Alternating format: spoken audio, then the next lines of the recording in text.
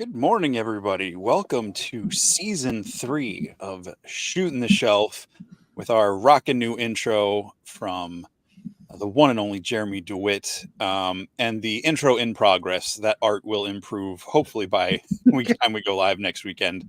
I am not an animator, but big shout out to Jeremy and Curtis for making that song come to life. Yeah, anything you want to add to that, Curtis? No, it's a earworm. I love it. Jeremy did a great job. So, yeah, if we could have I know you've been working hard on that the intro, and I think if we could have it next week, that would be great because we got a pretty big guest next week, which we'll get to later. So we do, yeah. But right now we've got quite a few people here joining us. We got Dave Orkin out there, Andy the Collector, Carver Customs, Dave Bennett, Patrick Boyle, Joe Gonzalez, Eddie's out there, Tanya McCoy, Len popped in to say have a great show, Noah Pratt, yeah, I know that guy, Kit Pool Collects, Captain Firebeard Baker, Carl Bunga Dude, Kevin McCoy, so we got both the McCoys in the house, Benny Torres, Zombie 13, Rick Emmert, Stephanie Orkin, Legends Collector 1321, and Terrence St. John. Oh, and just popped in Laura. So, well, welcome everybody. Thank you for joining us in the chat. Appreciate you being here and spending your Sunday evening with us. Or if you're watching this on the replay, thanks for listening, watching, whatever it is you're doing to ingest this. Thanks for spending time with us. Yeah, and let Jeremy DeWitt know what you think of the song. If you liked it, if you thought it was awesome, let him know. If you think it sucks, just hit him up and say, "Hey, that was terrible." So, no, don't tell him that. All right. Well, we've got our first episode of the year. Season 3 is kicking off with a pretty cool dude. So let's give a warm digital welcome to the one and only AnythingsPosable, Noah Pratt. Welcome to the shelf, Noah. Hey guys, how's it going? It's going pretty awesome. Just enjoying myself in this nice Sunday evening, winding down with a couple fine gentlemen. Well, that's cool. The picture that we've got on the show, we were kind of joking last week. It looks like Jesse asked you to be on, and you were just like, "Nah, whatever, yeah, sure, I'll be there," So yeah. If I can find a public available picture, I'll use it unless I can't find one that's got enough detail in it. So, yeah, well, I think that's a good one. I think it captures the whole ambiance of me. There you go. Well, right at the start of the show, we do our shelf selections, which I am terrible, and I did not get ready to go. So hold on, that's the old one. So let me clear that out.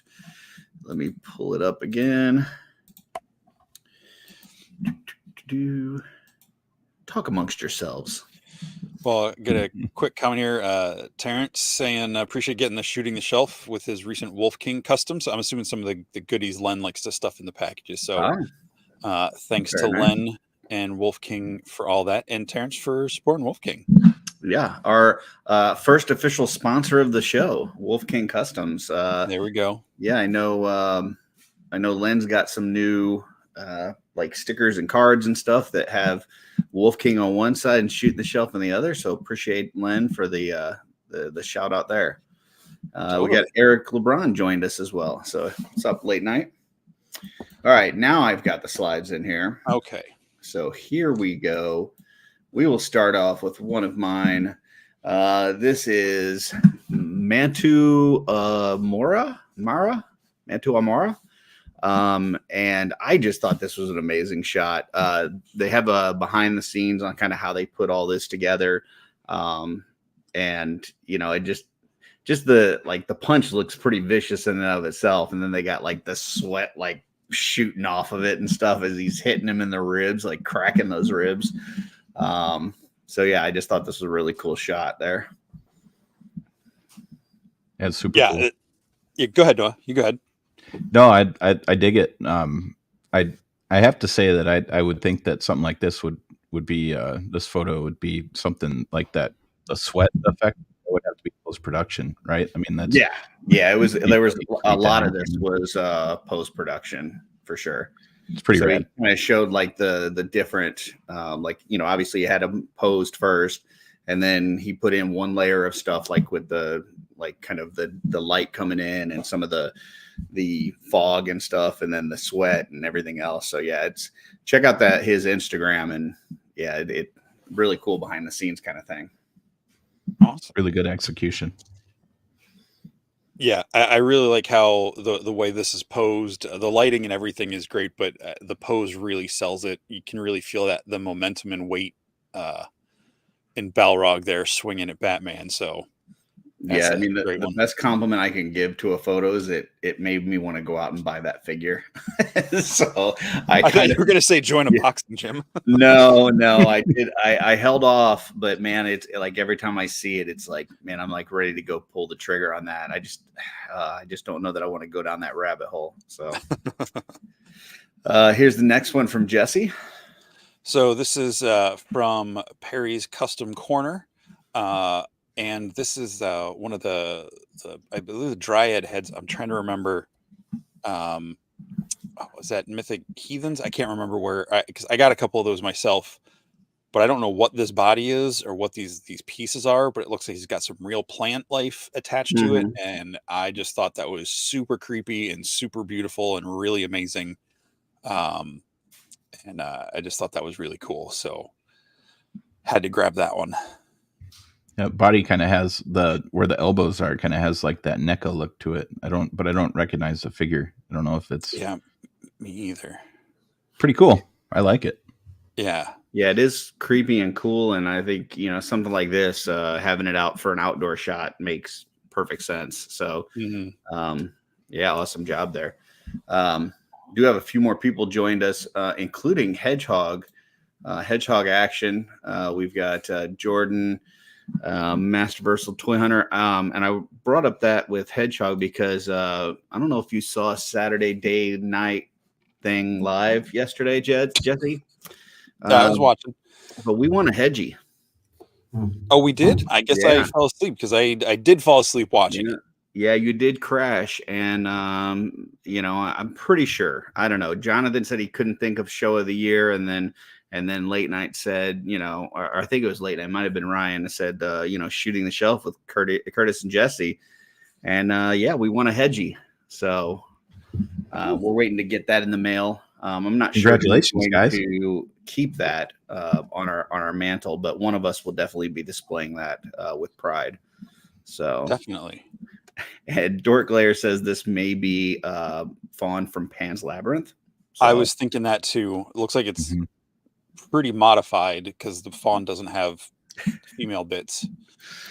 And Hedgehog says I claimed like 4 Hedgies for myself. You know, if they're not giving you awards, you just kind of take them. So make your own, right? There you go.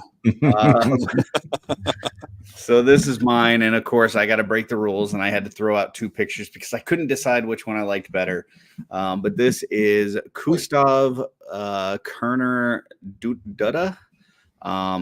And this is one of the ones that I saw from, I didn't see this picture, but I saw this account, I believe, from Trevor's Photobomb show, which, by the way, if you're liking this segment and you haven't checked out Trevor's Photobomb show, I don't know what's wrong with you because I've been talking about it nonstop, but you need to check that out because it's like what we do, only with people that are smart. And this account is awesome, especially if you like Joe's. They got a lot of Joe stuff. And these 2 I thought were just badass. The one actually there is using you know, Cosmic Legion parts with the flames in the background and stuff. But yeah, I just thought these were both really cool. So were you slipping in an extra and just skipping my pictures, or Nope. This is all part of the same one. There's same account. But I did put in an extra because I asked you if you were going to use one and you said yes, and then you didn't. So I did sneak in an extra at the end. That's from both of us. So no, we got there's a space problem on Instagram for we'll each. Figure it out. We'll figure it out. We'll be all right. No, I'll figure it out. Where's my out. picture? It'll Are you doing all 4 of yours first? Huh? No, you doing all of yours first? No, I did one. You did one. I did one. No. Oh my gosh, man! Now the See, next I one told is you guys my brain was in a fog. Do you guys remember when you were kids and your parents used to argue in front of you and you just kind of sit there and be like, would you guys please stop?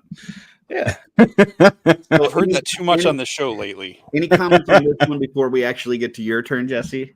No, I'm just apparently having a massive brain fart over here. So no, they are definitely cool. I like the weird weed whacker thing. Like, was this guy just like cleaning out the swamp and Killer Croc shows up? Like, Yeah, I don't mean know. he thinks he's the Croc master, but I think Killer Croc has something to say about that. So yeah.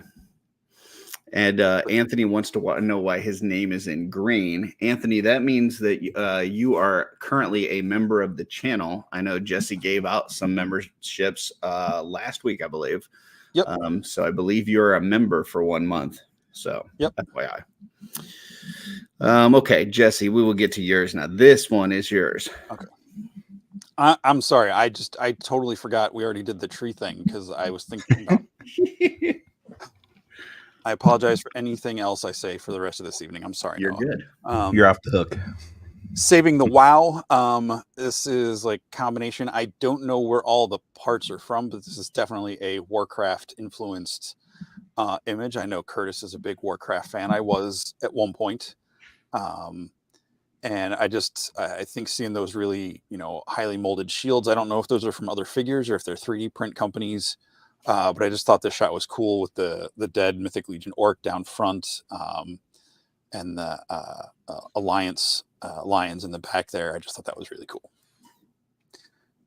Yeah, those shields, they came off of some figure. I can't recall what it is a World of Warcraft figure. I can't recall which one. Something that I bought strictly for ripping apart and using parts. Very nice. Yeah, I'm a huge World of Warcraft fan, so I love this. And I think they got the proportions right. I mean, 3 Stormwind guards take down 1, orc grunt. Sounds like the right ratio. Or the Horde. So I appreciate that they didn't try to make it like 1 Stormwind guard versus an orc, because we know how that would go. But yeah, beautiful shot. And just love the math that they used there. So. All right. This one is where's mine? This one is from Toy Lens, and I just felt like this was a great collaboration between Star Wars and Cosmic Legion.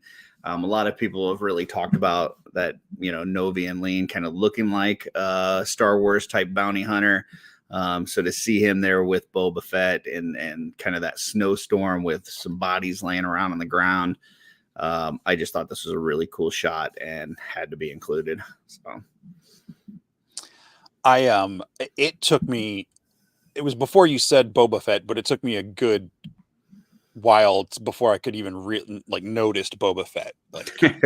And I think that's cool because I'm seeing Novian Lean there with the up against the stone, and I like the height difference. Mm-hmm. I like that it makes him feel a little bit more of like a beastie, Wookiee sized figure with them. But yeah, that's a really cool shot. Noah, any thoughts? Very cool. It's Novian Lean's definitely one of my top Cosmic figures. It's a good shot. Awesome. You can pretty much put almost any head on that body and it's going to look good. So very true. We got a super chat from Van saying that Noah and I need to have a battle of flannel. Knowing what he's probably insinuating, I'm not going to put you any under pressure for that. Van, he's such an instigator. I'm not wearing flannel today, Van. Just for your information. Whatever it is you are wearing, he's going to want you to take it off. I mean, that's true. Right. This one is Jesse's. So I see people saying we need a Nightmare Fuzzmonk. So it's not a Nightmare Fuzzmonk, but it is kind of nightmarish. This is it's David Williams, got the Varg head on a Red Death body, and it's just creepy, and I just love I love what he did with this. I love seeing Varg getting used in different colors other than the regular vampire white.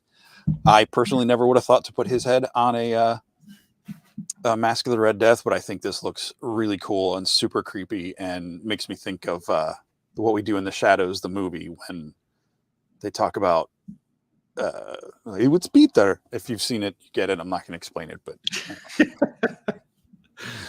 It's on my watch list. I need to watch it. The movie's great. I love the show, but the movie's fantastic. Yeah, I mean, this is just there's a few people in the Mythic Legion community. There's a lot of great artists, great photographers, great painters, this and that. But there's a few people. David's one of them. Emil, Eric Williams, Nate Armstrong, that just have this I don't know, insane vision of parts. Like they look at Mythic Legion parts or Cosmic Legion parts, and they use them in ways and combinations that a lot of people, I think, just wouldn't think of. And I can't do that. That's I can sit there and paint all day and make sure my lines are crisp and they're not out of order, and it's not messy and it's clean and stuff. But I can't look at Red Death and Unknown One and the Varg head and go, okay, this is all going to work together. I don't know how they do that. So yeah, this came out really awesome. It's just an impressive use of parts, and the vision to put this together is pretty cool. Totally Voyage of Demeter vibes. Yeah, I love the skin, how the texture across the chest and ribs has that lighter skin tone versus the darker gray purple undertones. It just makes it feel like really gnarly flesh that's needs a V8. It's his fleshy underbelly. Yeah. And it really does kind of match the wings in terms of that. I don't know, the texture, the texture of the skin very much matches that same texture on the inside of the wings. So yeah, just awesome job. So yeah. Next one is for me. This is Mateo Toy Photography. And I mean, it wouldn't be a shelf selection if I didn't have something in here, Mafex. And here you got Batman and Superman, and they're coming through this smoke, and it's how could you not put this on there? This is just badass. I love the angle of Batman on the bike with the cape flowing, and then Superman just flying straight through behind him. I just thought this was a really cool shot. It is a very cool shot, and my stupid brain thought Superman was riding a motorcycle too, that I just could not decipher out of the fog. I was like, why is Superman riding a motorcycle? He's riding Wonder Woman's motorcycle. That's why it's invisible. Oh. That's awesome. No, this is a great shot. That smoke, that fog is awesome. Can hear the sound effects of the tires on the street and their capes fluttering in the wind. Yeah, very cool. Yeah. Next one is Jesse.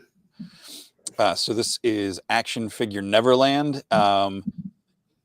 I was real excited when this line was coming out from Diamond Select Toys, and then they had a huge hiccup and delay, and they all turned into fodder for Mythic Legion. So I like seeing them whole as intended from other people. And again, I can just hear the music from the movie. That I didn't even hear it when I picked the picture. You can see the music was off, but as soon as I saw this shot, I heard that score. It's just a fun. I'm imagining this is one of those, what do they call it? Dioramas, with a screen or something in the background from the Hobbit and Hill and everything. But yeah, I just really, really dig this picture. I didn't. Did they said it was one of those a screen in the background, or you're just assuming? I'm making an assumption. I mean, Okay. Unless they happen to have gone to New Zealand and been able to stage that photograph, which makes this picture even cooler. Oh, I thought it was just a nature shot outdoor. I really did think this was outdoor. So if that is a screen, then that's a great job. I thought it was either some sort of diorama or some sort of outdoor shot that was just out of focus. But yeah, that's really cool. I'm not a fan really of that toy line. you know, but I do appreciate the, you know, the fandom, and then also like how he put this picture together is awesome. This is Action Figure Neverland. I'll have to check that out on Instagram. I don't know that I'm following him yet. I think I just discovered them this week. Okay. And we do have one more. Normally we'd be done, but Jess is going to find a way to fit this one in here because he's amazing when he does the recaps. And we have this one from Darth Nostalgic, and we both kind of recognized this one this week. And I think Jesse was going to use it, and then I was going to use it, and I thought Jesse was going to use it. And then we ended up both putting in our 4, and we didn't have this one, and it had to be out here because I think he did an amazing job. This is his first full custom. Talked to this gentleman at Legion's Con. He was talking about getting into painting, you know, just asking some advice on getting into it and everything. You know, gave him a few pieces to kind of work with and stuff. And this is his first full custom. And I think we've all been there in that spot where we did our first one. And I think if it turned out this good, we feel pretty good about it. So yeah, he's got some more pictures on there with some close-ups and stuff. So check out his Instagram, because like that pauldron looks really cool. The way he did that skull really pops. But yeah, the details are just really crisp and clean, and I like it a lot. Yeah, I like the color combo too. Yeah, that's what caught my attention was that black and Very gold. dynamic. Yeah, and the way he highlighted the sword, like I don't think I've noticed like the higher point, like towards the tip of the sword, that sculpting there. You know, I've the stuff towards the hilt and everything, but yeah, this is just such a standout custom. Yeah, and it's Zombie says it's Dario Peralta, so just FYI in the Cabal. But yeah, this is the Instagram Darth Nostalgic, so check them out. No, they're talking about what hair products I use. Well, Dario Peralta is the person that did this, so. But he said this. Okay. And then he came back. I think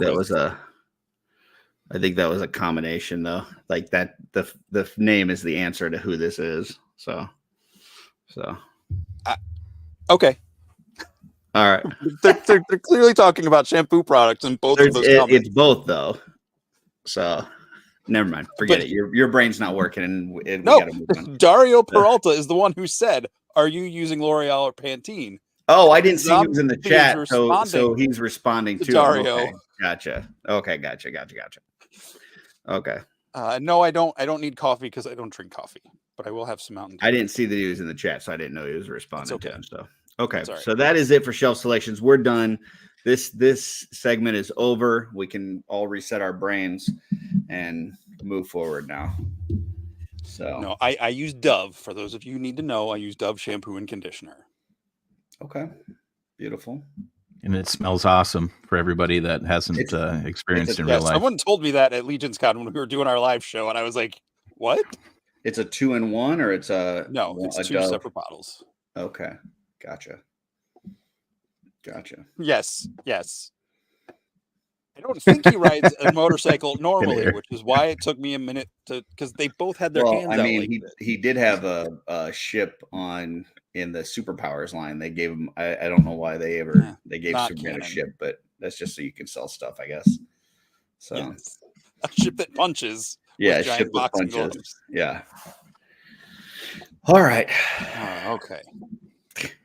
So Noah, how's it going? It's going good, man. It's going good. I've actually agreeing to be on the show yet. Yeah. Not at all. Hey, no, you want to be on? Yeah. I think we got a super chat there, Jesse, and I think it's for you. I will read it since you're choking to death.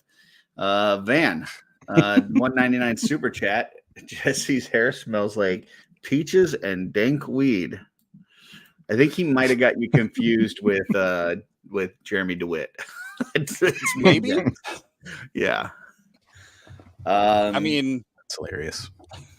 Bubbles. Okay. Okay. Well, there you go. Sorry. Now your name is Bubbles. Sorry. So Noah, I've been excited to have you on for a while. because I've talked about this with some other folks, but I've got a little bit of a bone to pick with you.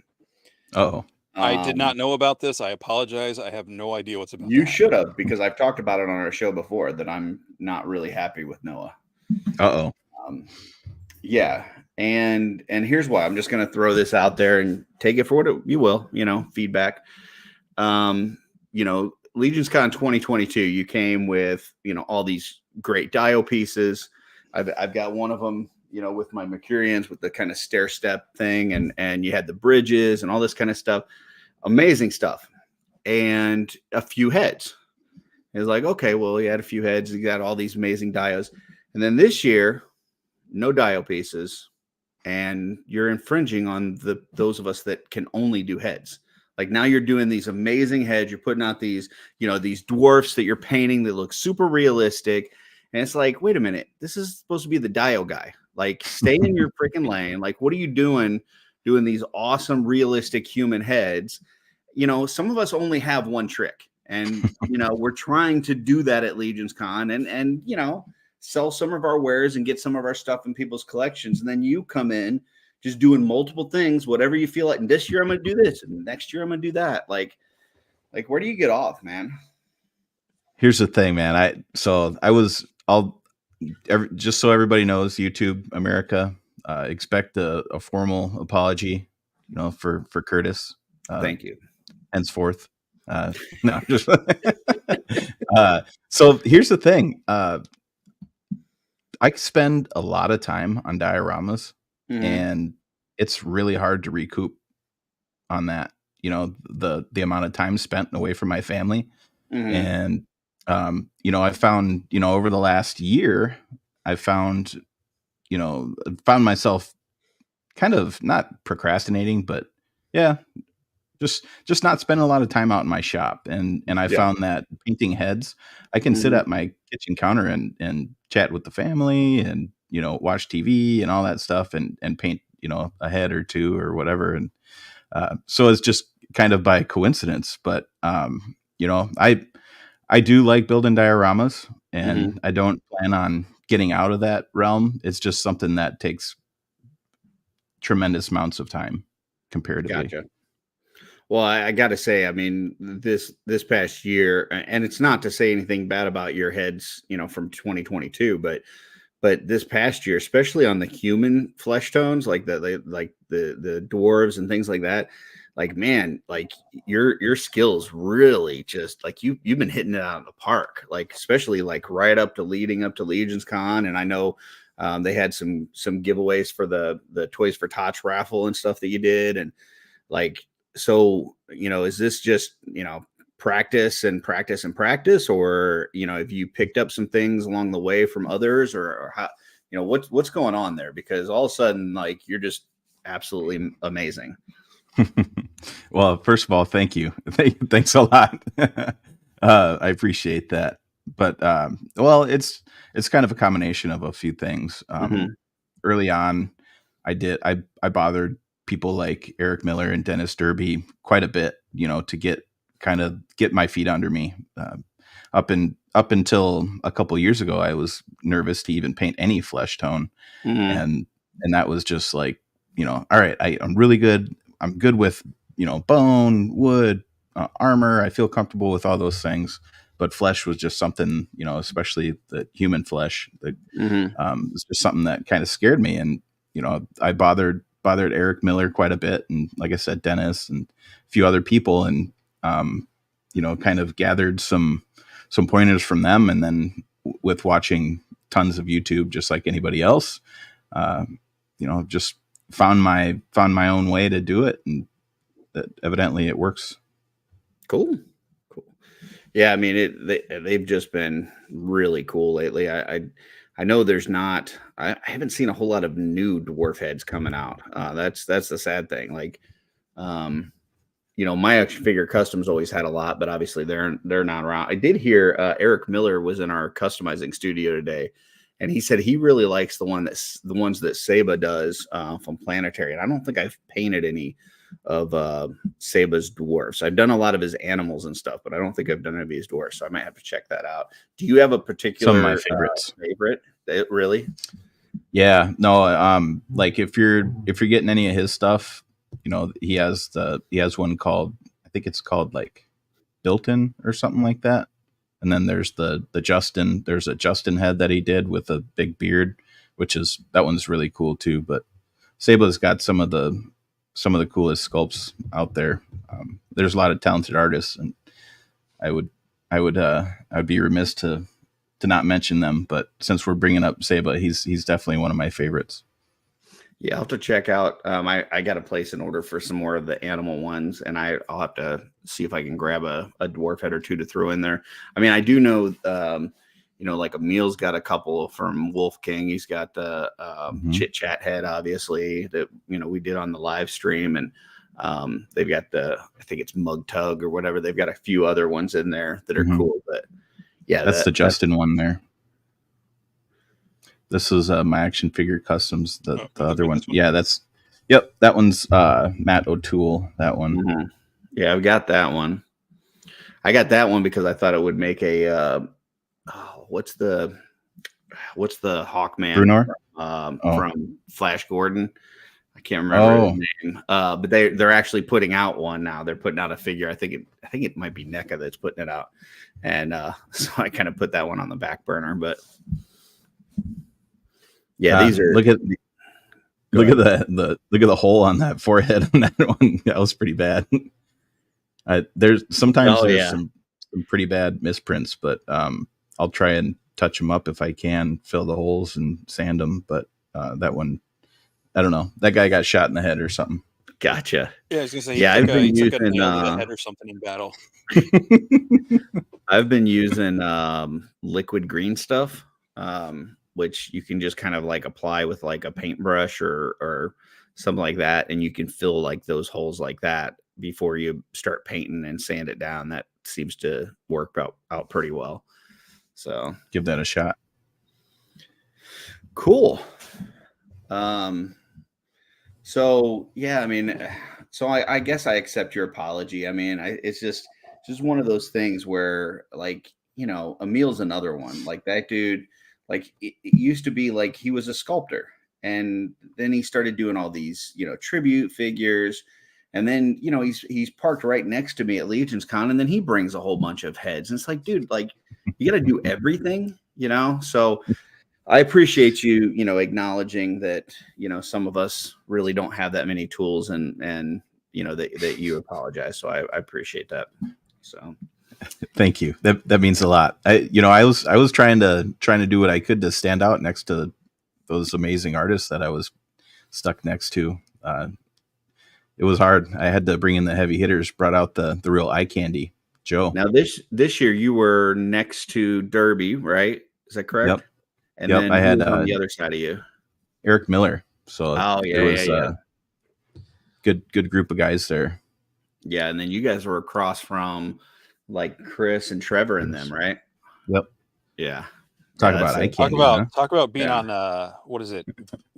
Murderer's Boardwalk Row. Avenue or whatever in Monopoly. Like that's like Murderer's Row of top tier talent over there. I mean, not that anybody at that show is low end, but like there's the nice part of town, and they're like, oh, this is like the nice part of town. Well, we got another super chat that I don't know anybody needed to know this, and I told Van this in private, but if you don't know, bidets are awesome, and they will help if you have hemorrhoid problems, just so you know. So there you go. Thank you, Van. Appreciate it.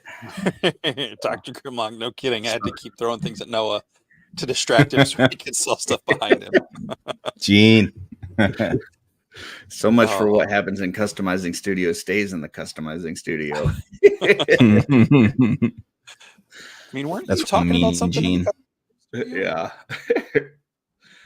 Oh man. So tell us a little bit about how you got into this. Like, obviously we know you're an amazing painter, and you do all these dios, and you've got an amazing Instagram for anybody that hasn't checked it out.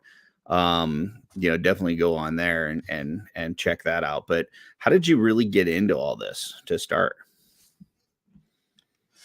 Well, it all started way back. No, I I started collecting as an adult, or started collecting again, I should say, in my second life as an adult, probably 10 years ago. Collecting stuff with my stepson, a lot of Marvel Legends and stuff like that, and really getting into it. And after a certain point, he stopped being interested in it, and I found myself continuing to be interested in it. And I'm like, okay, maybe this is more for me. And slowly, that the Marvel Legends, I started tapering off. I do collect. I do pick up the odd one from here and there, but it kind of transitioned into like imports, Mezco, Mafex, Figure Arts, all that stuff. Storm Collectibles, I think, is still really cool. And then the Legions thing didn't start happening until 2019. And the way that kicked off was, I, much like a lot of other people, was an articulation snob, and I thought that waiting for pre-orders was a fool's game, and all these other, the myriad of stupid ass reasons that people don't get into Legions, and obviously kicking myself every step of the way as I'm hunting down very expensive figures that originally cost very little comparatively. But I would say the main reason, the main culprits would be folks like Darius, the Amazing, and Dorclair. So Bill and I, we had been chatting a while back, since like the Mezco days and stuff like that. And he had always kind of, well, I don't know always, but he was sharing some things that looked really cool. And I was like, well, is that Mythic Legions thing? Well, yeah, it was. And of course, the articulation thing, once I see Darius start playing with it and taking all the cool pictures and dynamic posing and stuff like that, I'm like, well, all right, let's see. So I got in on I think it was All Stars 3 with Malleus. Yeah, that was the one with like Malleus and all them. So I Baron Bolliger Dragul, and I think I want to say and Dorina, Yep. Yeah, it was a fun wave. But so I pre-ordered Malleus, and of course, without knowing that it was going to take a while to do that, or to get that. Well, in the meantime, I had collected a few other ones, and the first Legion that I got was Nubnik, and Amazing. I love the little goblin. Still to this day, one of my favorite goblins. The face, I don't know how you can't love that little green dude.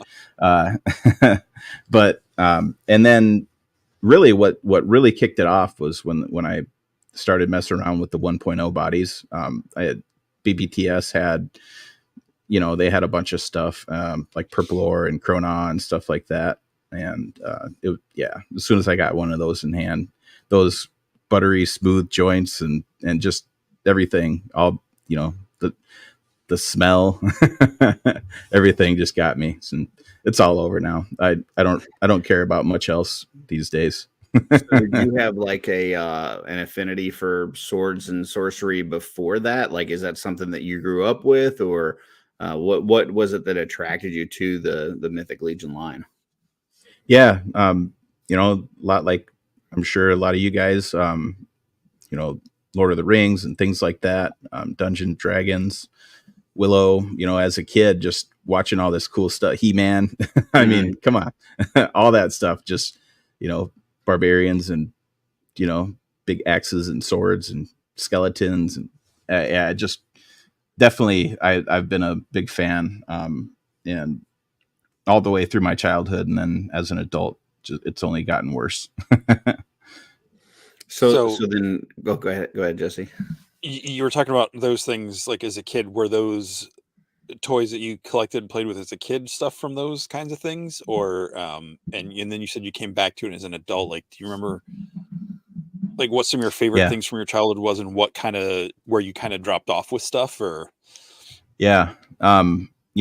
as a young lad, I was born in 82, so I just caught Motu kind of on the tail end.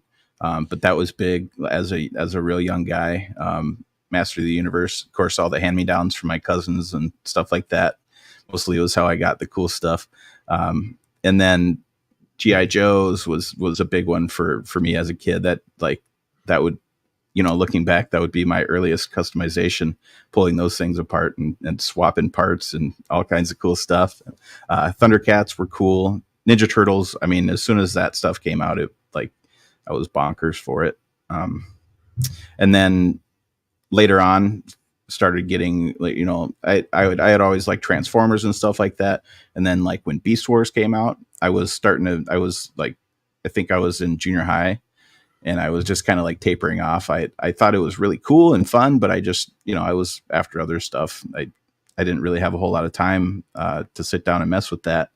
And I just, for whatever reason, stopped collecting. And then just as an adult, wow, I remember all these cool things, all these, the X-Men action figures as a kid. Those were pretty awesome. And then, the Marvel Legends now, just kind of looking at stuff going, wow, this would have been really cool if I had this as a kid.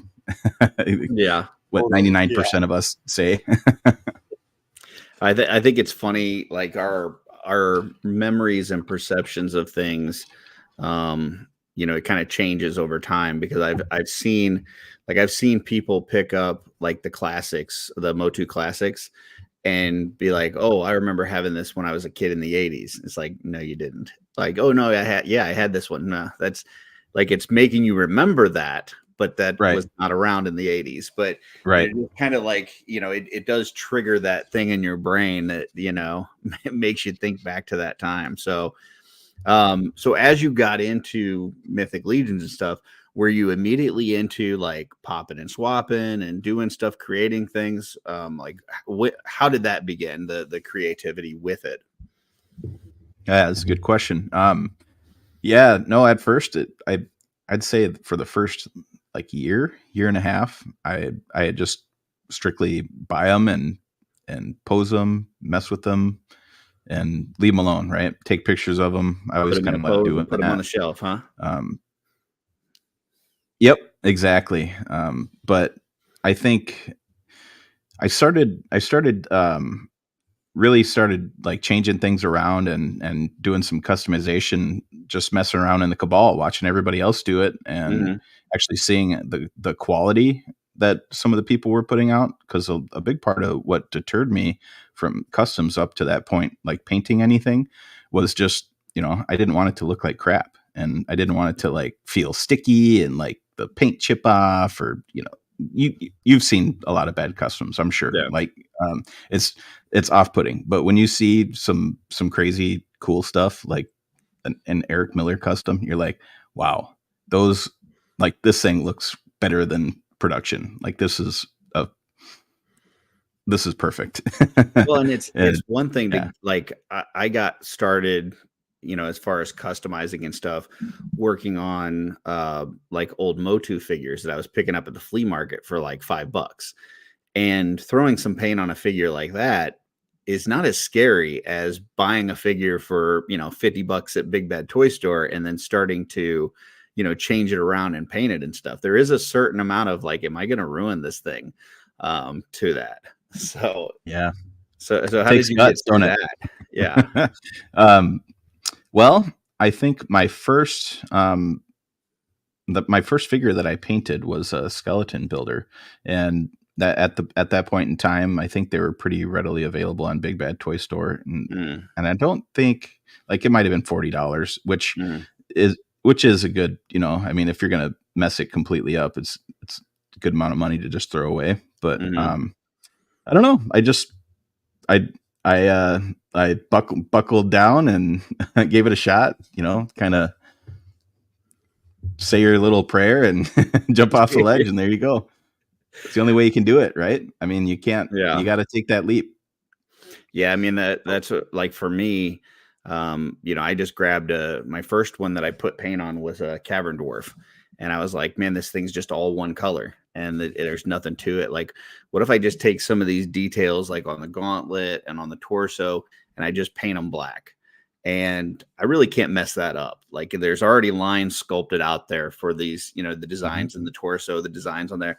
Like all I'm doing is filling in the lines. It's like coloring when you're a kid, you know, you just keep it inside the lines. And I'm like, if I just add some of this black in here, I don't think I can really mess this up. And then afterwards, like you look at it and something as simple as that, just adding some lines to something completely changed the look of that figure. We've talked about it on here a lot, but like, you know, just painting some rivets or, you know, that kind of stuff, doing some dry brushing, like there's some easy stuff that you can do that is not going to really take, there's not a lot of risk involved. And as far as damaging your figure, that can change the look of that. And it's a good way to get started. So that's kind of how I got going, was just, you know, working on some of those little detail parts. Absolutely. And I will say this for the people that are listening that haven't taken that jump, something that I didn't realize until after I got started, you can always strip that paint and get it back to the factory. Like that factory paint will hold, your paint will not. I don't care what you do. Like you can get your paint off and it won't mess up the factory paint. So just do it. Just paint it. Yeah. And you know, another thing that I wasn't, well, at least when I got into the Cabal, I saw a lot of people that were doing like custom heads, and some people were doing full custom paints of a figure, but I wasn't seeing a lot of pop and swapping. Not, you know, 3 years ago when I got into it, I didn't see a lot of popping and swapping. Like there was just, it's just people that were painting. And now that's become, I think part of it is just the amount of the tooling in the line. You've got so many figures now that you can pull from. You've got, a lot of figures that have similar paint schemes and things to where it makes more sense to pop and swap, but that's become a huge thing now. Was that something that you messed around with at all? Is just, switching out parts without doing any painting? Yeah, a little bit. So I don't know if you guys remember. So there was the like when Krona and Purplor and Torgan Redfin, there was a was that Advent of Decay, or what was that? I can't remember. So that sounds right. I don't know. Anyways, so don't quote me on it. So when those guys came out, I seen that people were doing some pretty cool swaps. The Barbarian, the deluxe Barbarian, or whatever you want to call it, the first Barbarian builder. When that one at the time was really hard to come by, and so I seen some people swapping out the Torgan torso and upper body with the like legs from Krona and the helmet and stuff, and making a Barbarian out of that. And so that was kind of my introduction into popping and swapping. Just kind of copied, some stuff that other people were doing. And actually that led to repainting the armor bits on there and kind of being one of my earlier full customs. Yeah, I looked it up, but Jordan had already answered. It was Wastelands. Actually. So, there you go. Yeah. Which actually I'm looking at it now. That's a pretty damn good wave. You got Archimedes, Donks, Cassia, Krona, Purplor, Thump, and Torgan Redfin. So, and like I was so dumb. I bought early on 3 Torgan Redfins just to tear apart because I wanted that bare torso and bare arms to make Barbarians. And then a year and a half later, I see all the posts that like Tomas was doing with the his Torgan. And I'm like, man, that's a really awesome figure. I need to get one. And at that point, they were like $150. I'm like, shit, yep. I had 3 of these things and I pulled them all apart. So, man, that's a hard to come by figure. Appreciate your figure before you tear it apart. Facts. Well, just always keep one. Real quick, got a another super chat from Van. Van, we appreciate it, but maybe slow down. You got to buy groceries this week. And what's the origin of anything? He corrected himself. He corrected himself later. What's the origin of anything's posable? Van, I think somebody's been getting into Grandpa's bourbon stash. Stay away from the concussions, Van. Love you, buddy. No, so anything's posable. I like to have fun with words. So there's really nothing more to it than that. I was just looking for a catchy something or other to make my Instagram handle. when I started doing toy photography. You can go back. I haven't deleted anything. It's still there. You can see all the early crimes. But yeah, it's just I was just trying to think of something catchy that, some wordplay. So that's really it. I wish there was something cooler. I think that's cool because that's where both of the names of this show and my channel and stuff came from, just messing around with stuff. So I totally appreciate that. And I have one of your flasks somewhere. I think one of my dwarves or someone in the Sons of the Red Star has the AnythingsPosable flask. Or is it the Cabal Everybody flask? should have that. It's like, yeah, the Cabal one. Did you have an AnythingsPosable flask? Actually, yeah, I've got one that has AP on it, and it is possible that you've got one of those. Those are going around a little bit, but the Cabal flask is I won one of your Instagram wheels or drawings or something last year or early in 22, and I got a skeleton head, and you sent the flask with it as well, so that was pretty cool. It very well could be the AnythingsPosable flask. That's a limited edition. Okay. Oh wow! Yeah, I've got someone holding it, like about ready to crack it open and have some fun. I didn't even know that existed, so there you go. Yeah, I still got the file somewhere. Maybe I'll have Anthony print some off for next year. So, nice. When did the diorama making start, and how did that go about? Well, I, as a kid, always wanted to be a playset kid. Mm-hmm. However, the reality of it was I was not a playset kid, just for financial reasons. So I made a lot of, used my imagination quite a bit, making wrestling rings out of whatever garbage, build this sewer playset for my Ninja Turtles out of a cardboard box and some toilet paper rolls and stuff. Nice. But that was kind of it. It was just for fun, just mostly using my imagination to fill in the gaps. But actually, it's right around 2018. I had some time off of work, and I was just sitting at the house and being stagnant and kind of, just being in a funk, not working and just kind of, stewing in my own juices, and I decided that I needed to do something. And so I picked myself up by the bootstraps, and I said, hey, look, I had been following this articulated comic book art Instagram and the Facebook page, and seen that there was some people building some dioramas, and found this page on Facebook called Diostructure. Alex from Diostructure, shout out. He runs that page, and I started watching his YouTube videos, and I was like, you know what, I bet you I could do that. And then it just started happening from there, building alleyways and rooftops and things like that. And eventually when we got to Mythics, it just naturally progressed from there. Cool. Eric Miller says he cherishes his Noah Pratt Dio and turntable. Those turntables are fantastic. And if anybody doesn't have one, let me just say you need to go get one, because they are pretty awesome. And they just, like, you go and get this like turntable from Amazon, and then this thing plops right over top of it, and then it just looks amazing. So where did the whole idea for that come from? Like, how did that come about? Well, first of all, thank you. And thank you, Eric. I used that, my dioramas, to con Eric into painting some stuff for me way back when, and then tricked him into being one of my best buddies. So, yeah. So good for me.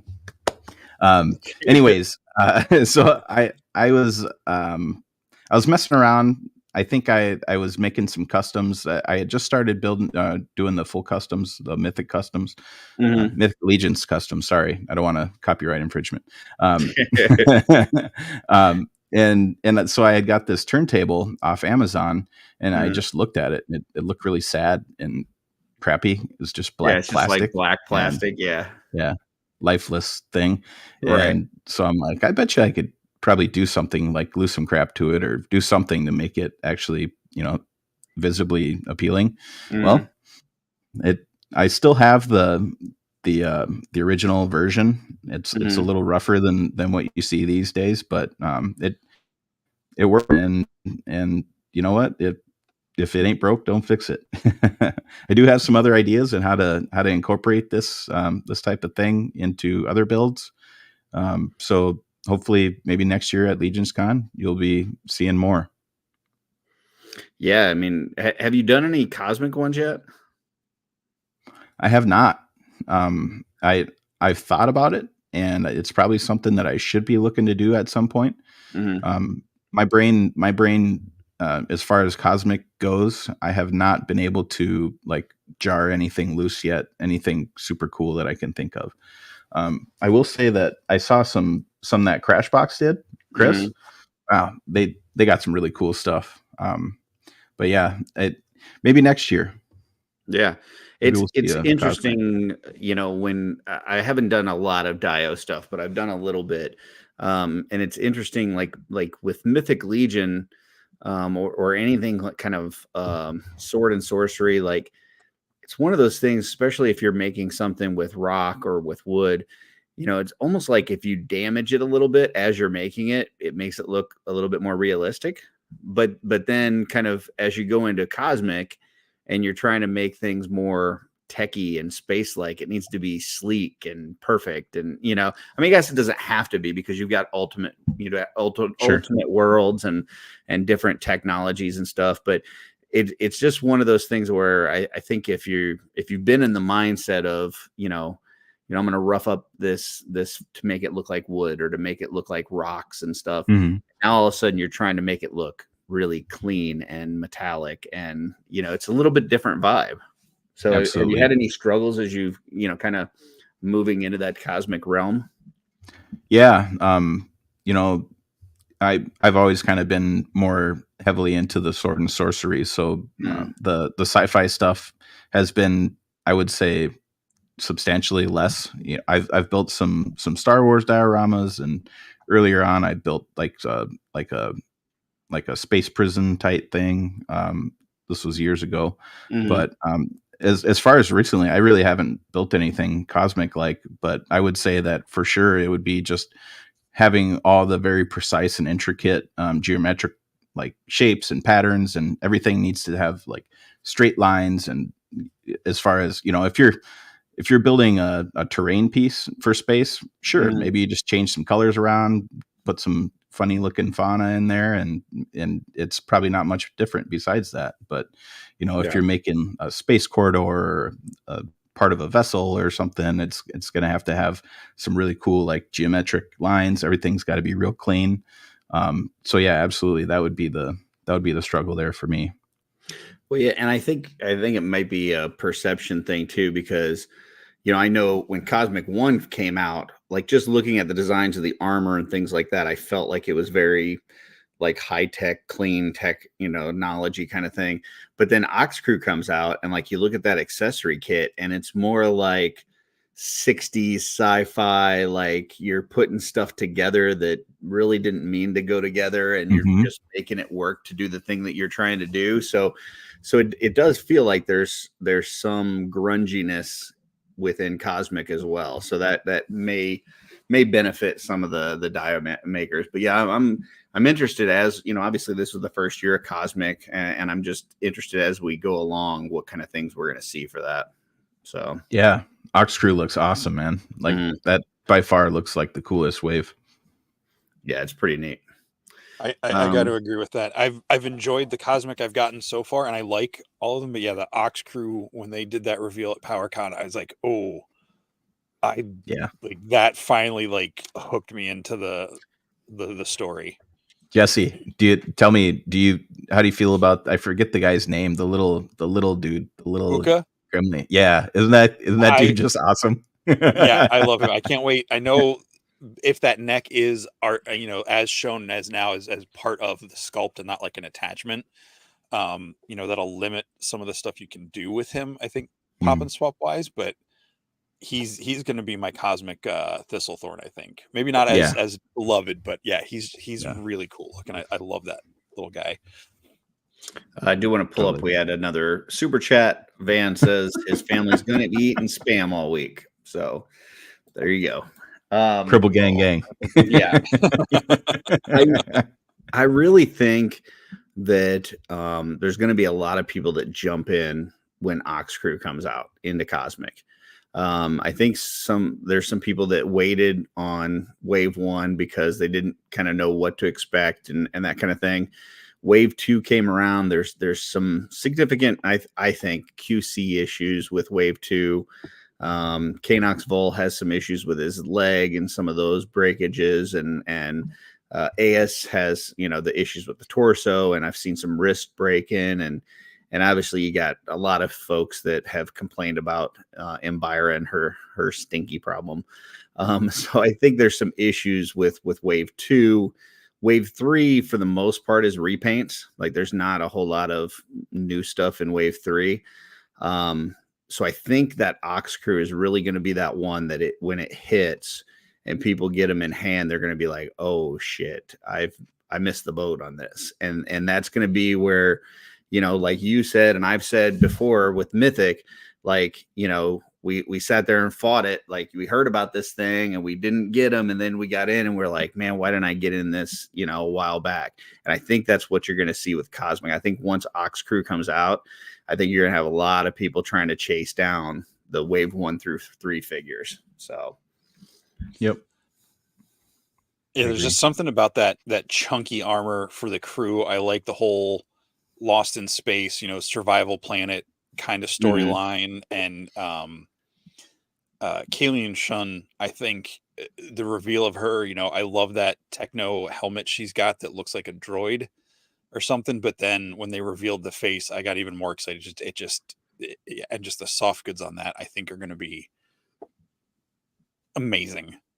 Yeah. And I love the in the Ox Crew, that Orvar with that big green head, and it's just so crazy and stupid, and I just absolutely love it.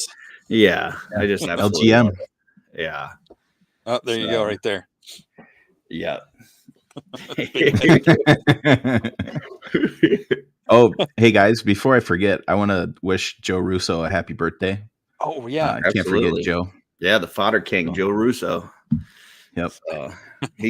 I told him he's taken over that mantle. It used to be Jeremy, LBC was, especially with the Lord of the Rings stuff like Jesse was showing earlier. Man, I tell you what, Jeremy would take all those Lord of the Rings parts and make new customs out of it. He would take the I can't tell you how many that he took that what is it? The Star Wars. What's the one figure from Star Wars? Kylo Ren, the Shaw. Kylo Ren. He'd take all those parts from the Kylo Ren, and then the articulated icons. He took some stuff to make his samurais and everything. Like he was he was a fodder god. And now he's like, I'll just tell the studio what to make. Like I don't need to do fodder. I just tell the studio to make whatever I want. And I think Russo's taken over that role, especially with McFarlane stuff, man. Like Russo does some crazy shit with McFarlane's, whether it's the Witcher things or DC stuff or whatever. And I'm like, or like the wrestling things, like he'll take like some of the wrestling heads and pop them on Knights and things. It's like, oh man, this is crazy. So yeah, happy birthday, Joe Russo. Great guy, awesome chest. Oh, the shirts. Yeah. Jesse's like, hold on. Wait. Yeah. What? Yeah, you got to have at least 1 or 2 buttons undone at Legion's Con. Otherwise, it's not really Joe Russo. So well, he's out being a social butterfly right now. I'm sure of it. Man, I'm pretty sure that would get us in trouble. I think. I mean, I know it's out of the. I think Happy Birthday song's into public domain now, but I don't think. Oh, is it? You definitely don't want. Yeah, I think so. I think it was a year or two ago it finally cleared public domain, but okay. You definitely don't want me singing that. Yeah, you don't want to hear us singing. Well, soon enough we can sing it like Mickey Mouse too. Yeah. Plus, we don't want to get kicked off. But Willie, the Saturday Day Live crew did last week. They're I missed that one. Michaels. Yeah, they played a clip from Saturday Night Live, and they got kicked off of YouTube. Yeah, so they're fighting with Lorne Michaels right now. So 2016. I do remember that. Yeah, there's a big Saturday Night Live brawl, brouhaha. There's beef. So, yeah, it'll get beef. squared away. Lorne, I watched their show yesterday. Lorne Michaels did not win one hedgie, so just throwing that out there. Which, by the way, I came up with the term and I've trademarked it. So next year when they try to do that and they try to say they're giving out hedgies, I get paid for every one of those. So just so you know, yeah, making that money. Mm-hmm. Oh. Eric says #ban bros. You certainly are inevitable, Curtis.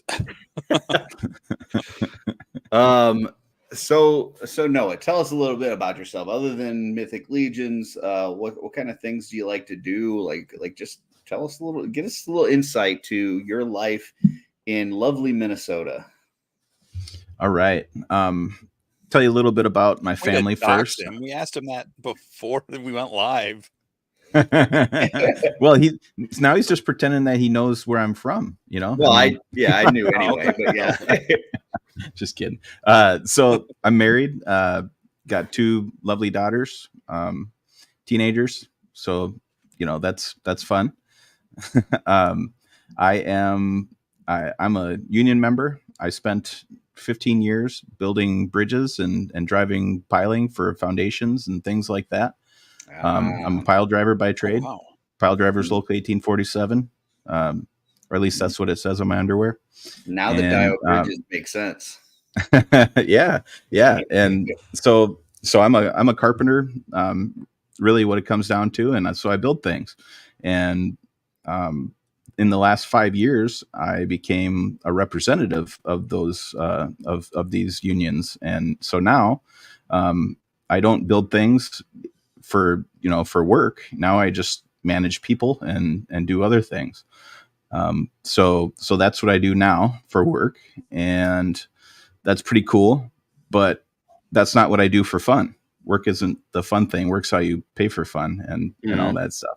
So I collect a lot of Mythic Legions action figures. I don't know if you guys have ever heard of them.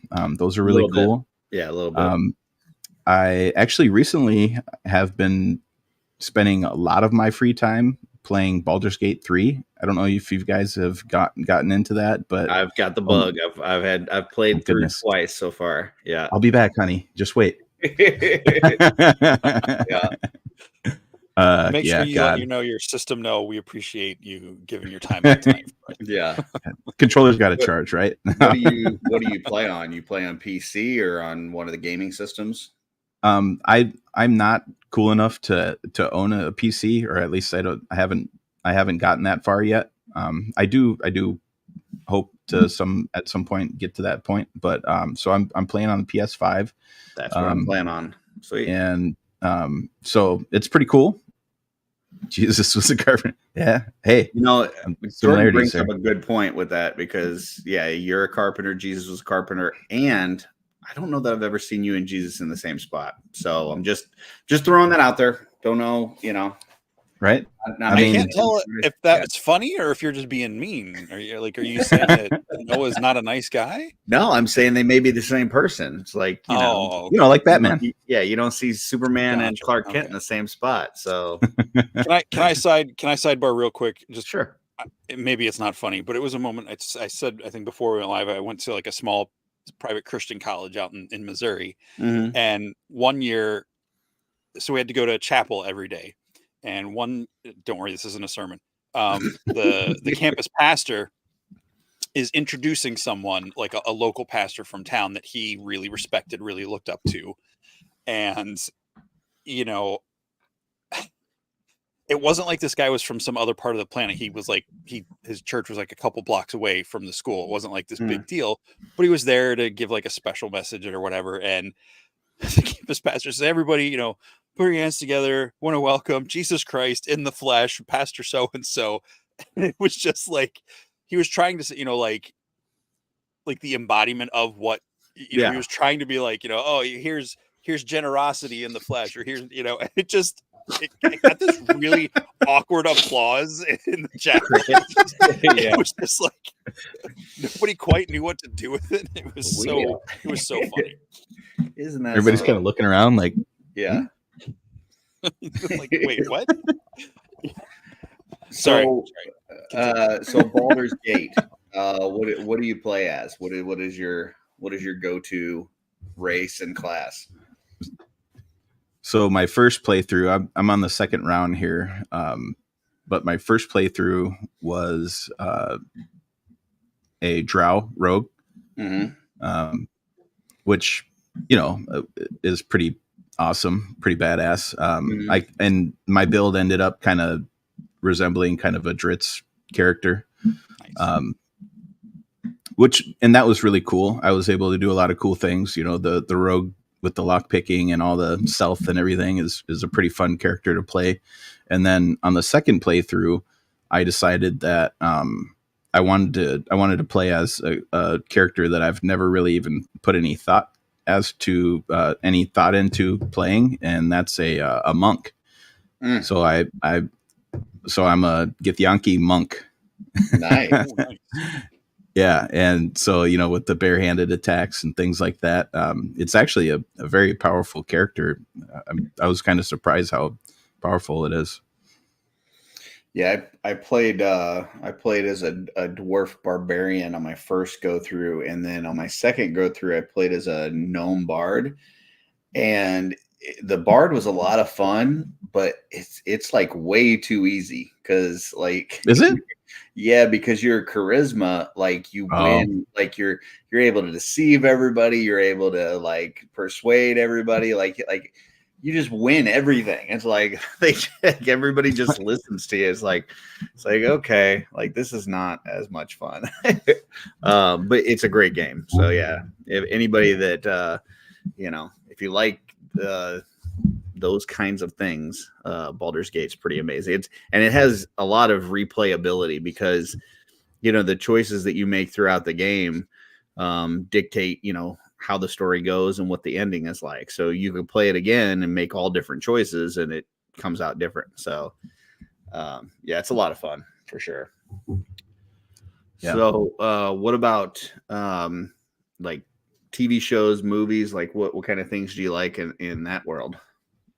Well, a lot of the time, so I really do like TV and movies and stuff. I just don't end up having a whole lot of time during the day for it. So I end up watching TV and movies and such like at night. And therefore I'm really bad at it and end up falling asleep a lot of the time. So a lot of Netflix streaming. I'll watch the same, you know, Trailer Park Boys episodes, you know, over and over again. It's Always Sunny in Philadelphia. You know, any cooking shows are fun. I really like food. I like cooking and eating food. Eating is cool. Yeah. So but when yeah, you watch cooking shows, does that inspire you to cook what they're cooking, or do you just like watching how they prepare it? Both. So Okay. I do enjoy just watching, you know, different people, different cultures, you know, different ways to do things. And I do like and I don't know if it's even like, oh, I want to make that. It's more like, oh, I'm making something. I've seen people do this. Let's try doing something like that. So, you know, just kind of stealing what ideas I think are cool, just like, you know, with customizing and anything else, all the best ideas, you got to steal them. Very nice. So you have anything that you're working on right now that you can kind of tease or anything, or anything that people should be on the lookout for coming from you? You know, after Legion's Con, I did some stuff for the Toys for Tots drive, painted up some heads that Len had sent over very generously. And I don't have anything that I'm really working on. I do have some stuff that I've got kind of staged, but for the most part right now, when I'm not playing Baldur's Gate or working or spending time with my family, I've been cleaning my toy room and I'm trying to organize and get some sell toys that aren't Mythic Legions, and just kind of put things into totes and get them put out into the shop, like for storage. And I'm trying to make it so that I can use that space for multiple things. I'd like to set up a little office in there. My wife wants a little area to exercise. So I think if I'm able to get a bulk of my hoarding out of there, I should be able to make all those things happen. But that's kind of my project right now, is building that office. Yeah. Anything's possible. There's true. Yeah. Right, Van. Yeah, I mean, I definitely have to do like a sorting through my Mythic parts and my 3D parts and stuff. Like it's been a while since I've done that, and I've just got boxes and boxes of stuff. Like just like where's the other day I was looking for? Oh, when I was working on the custom for Joe Gonzalez, I was looking for the gray hands that come with Xenothon. And I'm like, I know he comes with extra hands, and I've opened up 2 of these. So I've got to have these hands here somewhere. I just have no idea where they're at. And I had to go through like 15 boxes and some totes and all this kind of stuff. And I finally found those hands. I'm like, I don't want to open up a brand new figure just to get these hands that I know are around here somewhere. So yeah, I got to sort through all those. And I use I don't know what you guys use to sort your stuff, but I use those. They had these locking like organizers, like compartment organizers at Home Depot, where you get like 2 in a pack for like $15, and they stopped carrying them. But then I found out I guess the company that was making them for Home Depot started making them for Walmart. And so now they're at Walmart. They're a different color, but the exact same thing. And I just found them yesterday. They're only $13 for 2 of them. So I ordered a bunch of those, and that's, like you said, that's going to be kind of my project, is just kind of straightening some things, getting ordered to things. And that tends to help me be a lot better at creating and painting and stuff. If my work area is organized, Yeah. Makes you want to spend time in there. Yeah, for sure.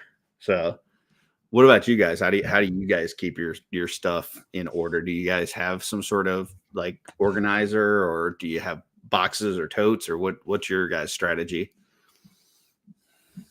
I want to hear from Jesse first. Okay. Well, right at my paint desk, which is right over here, I've got one of those, I don't know, I'm not going to count. It's like the little storage drawers you would get for like a tool shop. It's got like the skinny drawers, the clear plastic that slide out, and there's like some deeper ones at the bottom of it. It's just like the little cubby hole, like for like screws or washers or whatever. So I have one of those right on my desk, and that's where like all my Mythic heads, hands, all the like broke down pieces or extras from my Mythics are, if there's anything, and like smaller weapons. And then I have one of those like 5 shelf like plastic things from Walmart with like the wheels, like the file cabinet looking things. That I've got like all my non-Mythic stuff, all my fodder from other figures that I've had or whatever, that's all for breaking off limbs to put, McFarlane arms in a torso or something. And then I've got one of those like 3, I think it's kind of like what Curtis is talking about, but I got it at Ross. They stink, like the cheap plastic on some of those things. It's like, oh, this is really cheap. And I get it home and I'm like, wow, this really smells. But yeah, sometimes, it's just wherever I have space to put stuff, and try to make it look presentable.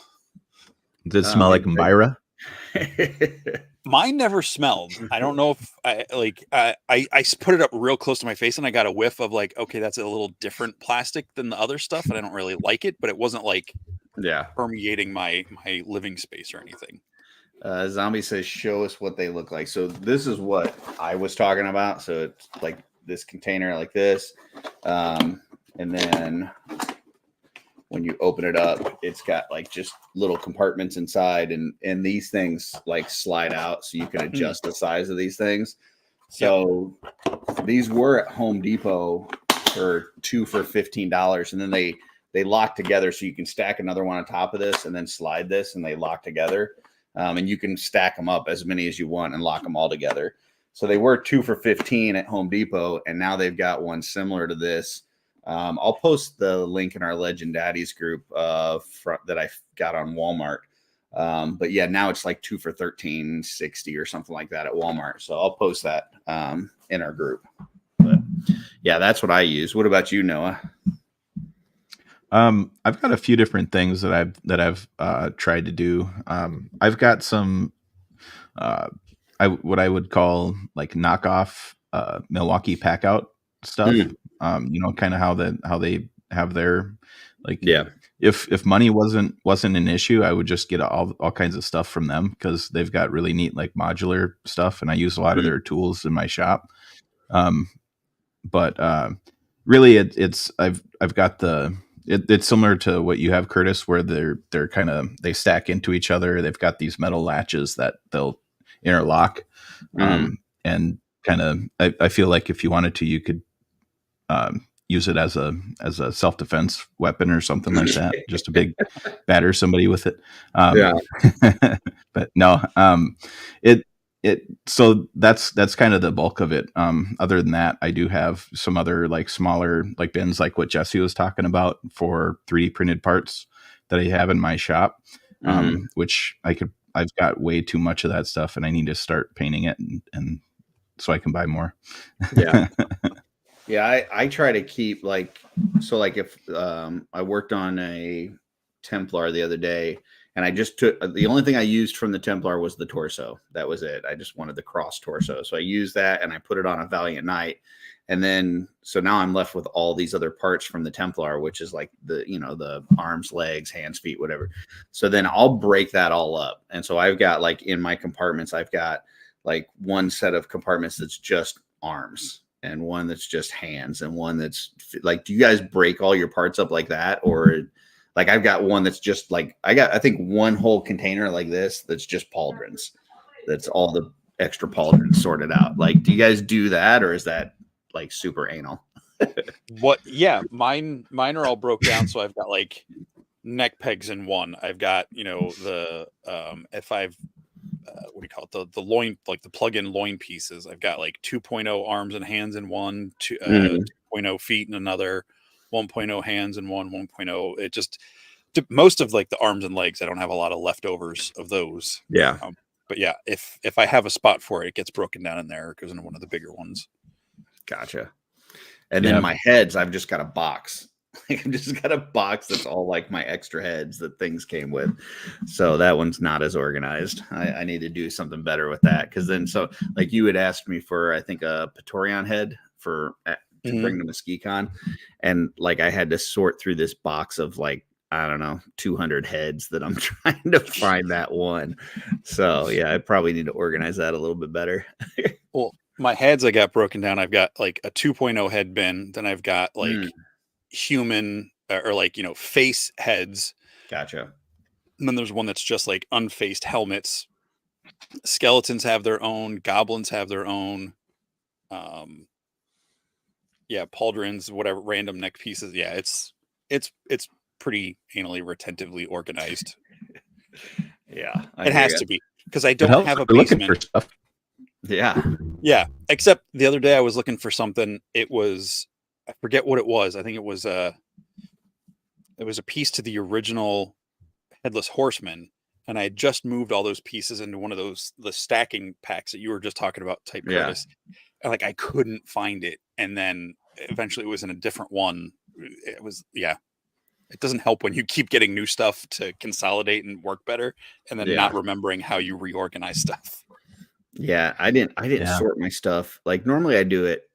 Well, not normally, but in the past I was doing it like once every couple months or whatever. And I don't think I sorted my stuff at all during 2023, like not one time.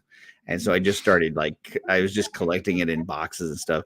So then it came to Legions Con, and Len's like, do you have stuff to bring for the pop and swap contest? And I'm like, I do, but it's so disorganized. There's no way. So as soon as that was done, I was like, I definitely need to get home and organize this stuff before next year, because I like participating in that and bringing some stuff to have for that, because I think that's a really cool thing to get people involved in starting to customize. But it doesn't help if your stuff is all disjointed and they can't find anything they're looking for. So yeah, Hey, the old Lego issue. yeah. Yeah. Man. Oh, no, I'm not going to go into that story. Never mind. Completely boring.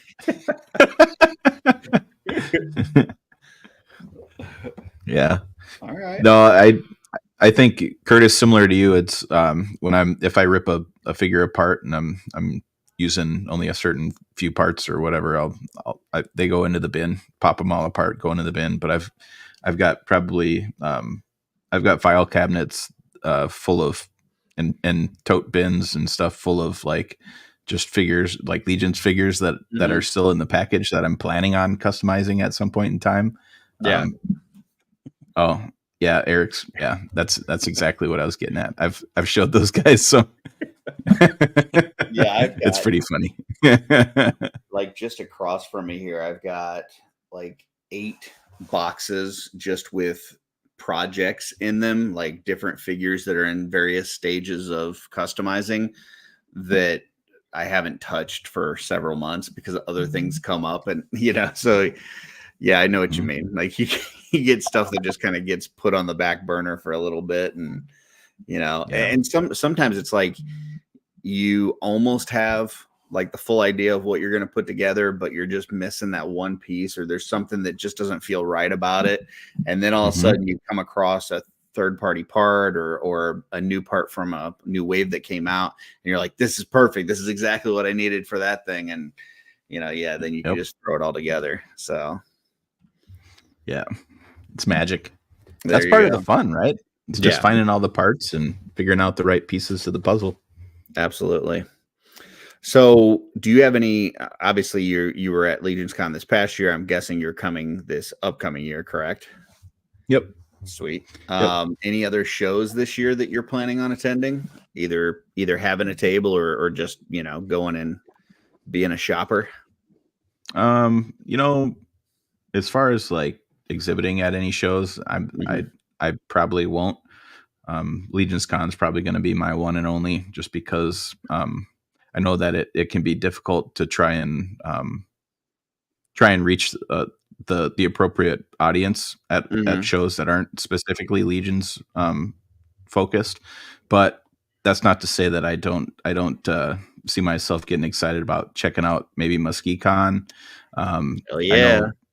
I was thinking about doing PowerCon, but then they decided that they were gonna maybe not do it this year. I think that it probably had something to do with my wishes to check it out, but no. Well, I haven't seen. I think that's probably it yet, but I'm sure this is about where Jordan tells you to come to IshCon, so that should be popping up in the chat like any second now. Just FYI. So come scoop me up. I'll be there. Purple Gang. But yeah, Jesse and I will be at MuskeeCon. I think it's going to be, last year it had a small Legion's presence. Obviously, the Horsemen were there. We had Cornboy there. We had Jim there. Travis was running the table for them. There's Jordan with the IshCon. And, we had Wolf King set up next to him, and Eric Miller had his table, which he brought some awesome customs and a bunch of heads. So it had a little bit of a Legion's presence last year. I think this year it's going to be even more. I think it's going to be one of those shows, especially for the Midwest, that is going to, slowly become a little bit more Legion centric. Maybe not completely Legions, but, kind of that one in the Midwest that, maybe replaces PowerCon a little bit, until they get back. So we'll see. But yeah, MuskeeCon should be a lot of fun. So hope to see you there for sure. Yeah, it's definitely. Geographically, it's not too far from me, but it's some damn lakes that are in the way. Got to drive around them. Yeah, freaking lakes, man. Just need to get like a speedboat or something. Well, before we get further into shows, I wanted to bring this. Yeah, I just grab them last time we talked about storage.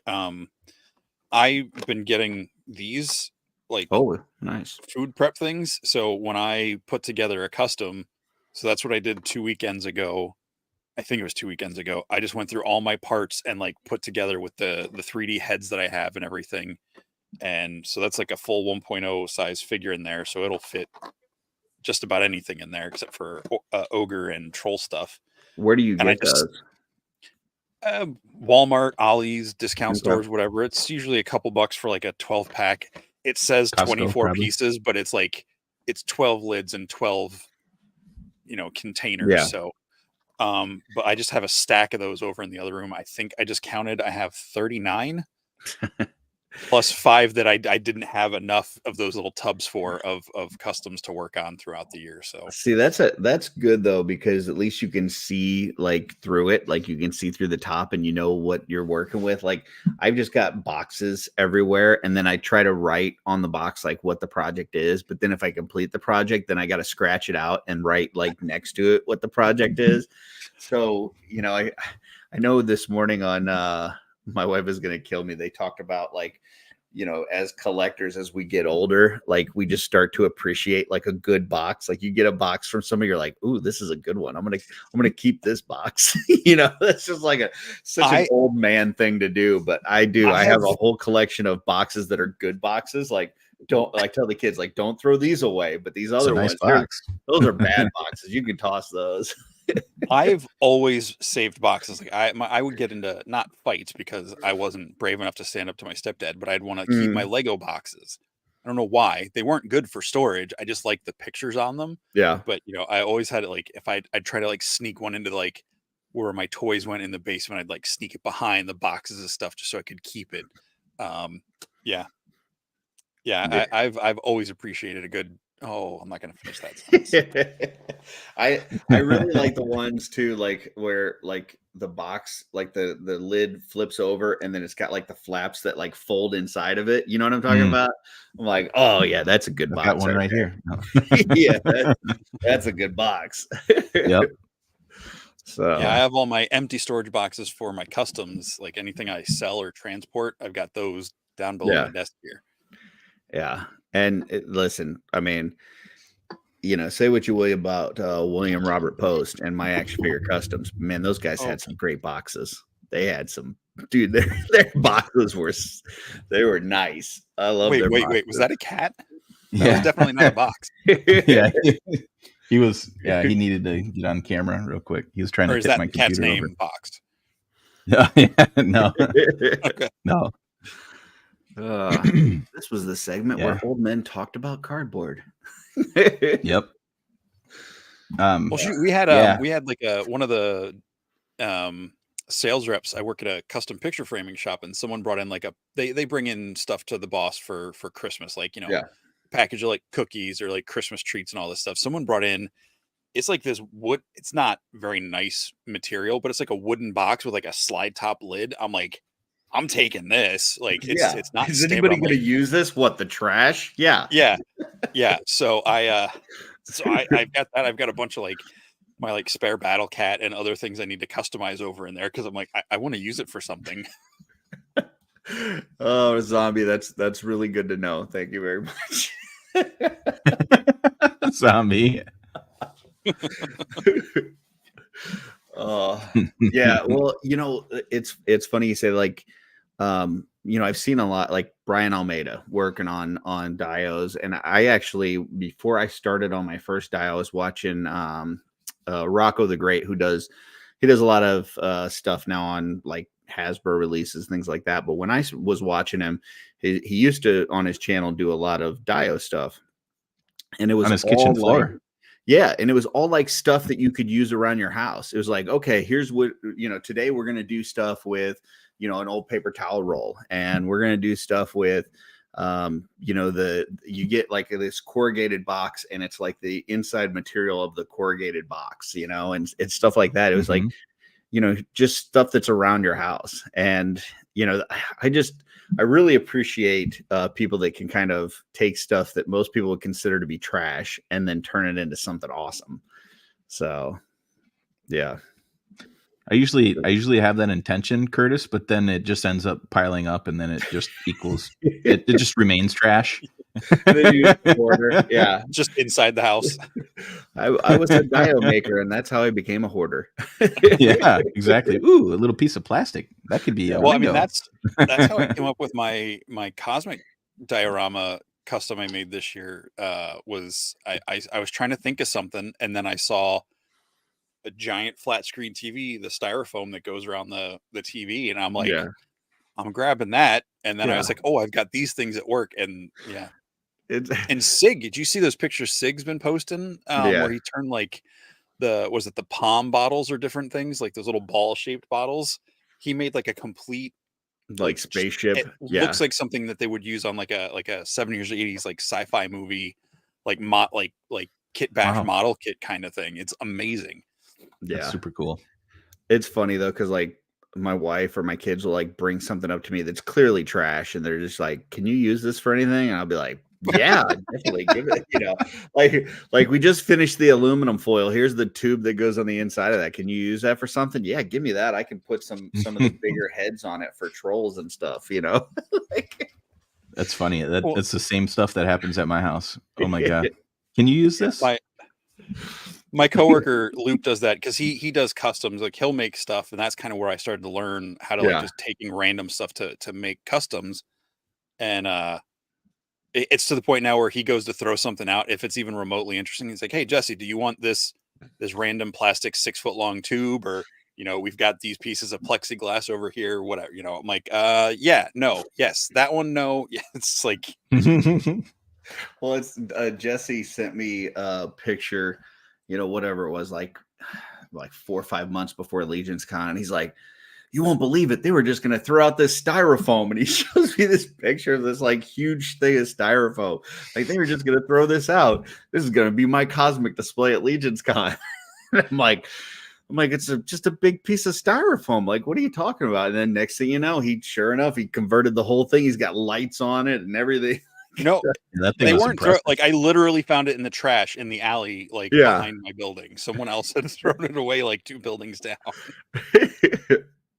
Little rescue mission, we call that. It was fresh. Yeah. And Dooch has it, so if it wasn't fresh, it's his problem. What's become of us? Well, apparently we're the oldies. Yeah. I'll take it. Yeah. I turned 41 last month, you guys. Yeah. Happy late birthday. Yeah, I'm good. I'm good with being an oldie. I feel good. Yeah. There's some benefits. I'm just waiting for my kids to move out of the house so that I can have some more room for toys. Exactly. What'll probably happen? Like one of the kids will move out and I'll take their room and I'll make it into like a studio room, and I'll actually have like an airbrush in there. And then I'll be telling people that aren't airbrushing how stupid they are for not airbrushing after all the years of telling them that they're cheating. So eat a little crow. Yeah. Just like I was telling people they were stupid for using bidets, and now I'm like, man, it's freaking amazing. Like, what are you gonna do? You're gonna wipe your butt with paper? Come on. That used to be a tree. What are you, a caveman? Next thing you know, Curtis is talking with a European accent. And yeah. That's awesome. You plebeian, get away from me. Yeah. Exactly. I don't know why it's French. Trash. My name is Get these Ackerman. Yeah. Get your stinky butt away from me. Go away before I taunt you a second time. Yeah, of course. Monty Python. It's gotta go there. Classic movie. I'm not old, I'm 37. Yeah. Yeah, old woman. I said sorry about the woman thing. Steph says she loves bidets. Dave hates bidets. I don't know, man. I don't know. If my wife came out and told me that she hated bidets, I don't know. I think that might be it. You haven't even had that a week, and you're already that. Wow. He's all high and mighty. No, I'm just kidding. Next week he's gonna be on Shark Tank. Yeah. Yeah. He didn't sell me on it. Yeah. You know what he's acting like? He's acting like his you know what don't stink. Oh man. Man, I tell you what, I don't know about you guys, but it's been a little bit of a rough start to the year so far for me. How's your guys' 2024 been so far? Well, I think I've been sick twice so far Ooh. in 2024, so that's pretty cool. Wow, that's no good. Like Yeah. like seasonal allergy type things, or COVID, or some, or Just whatever crud, red, yeah, crud cold stuff. or whatever. Yeah, that sucks. Yeah. It's all good. But yeah, no, it's everything's pretty good. Still pretty early to tell yet, but like I said, Baldur's Gate's treating me well. That's true. Yeah. Man, you can blow some hours on that game, that's for sure. So Yeah.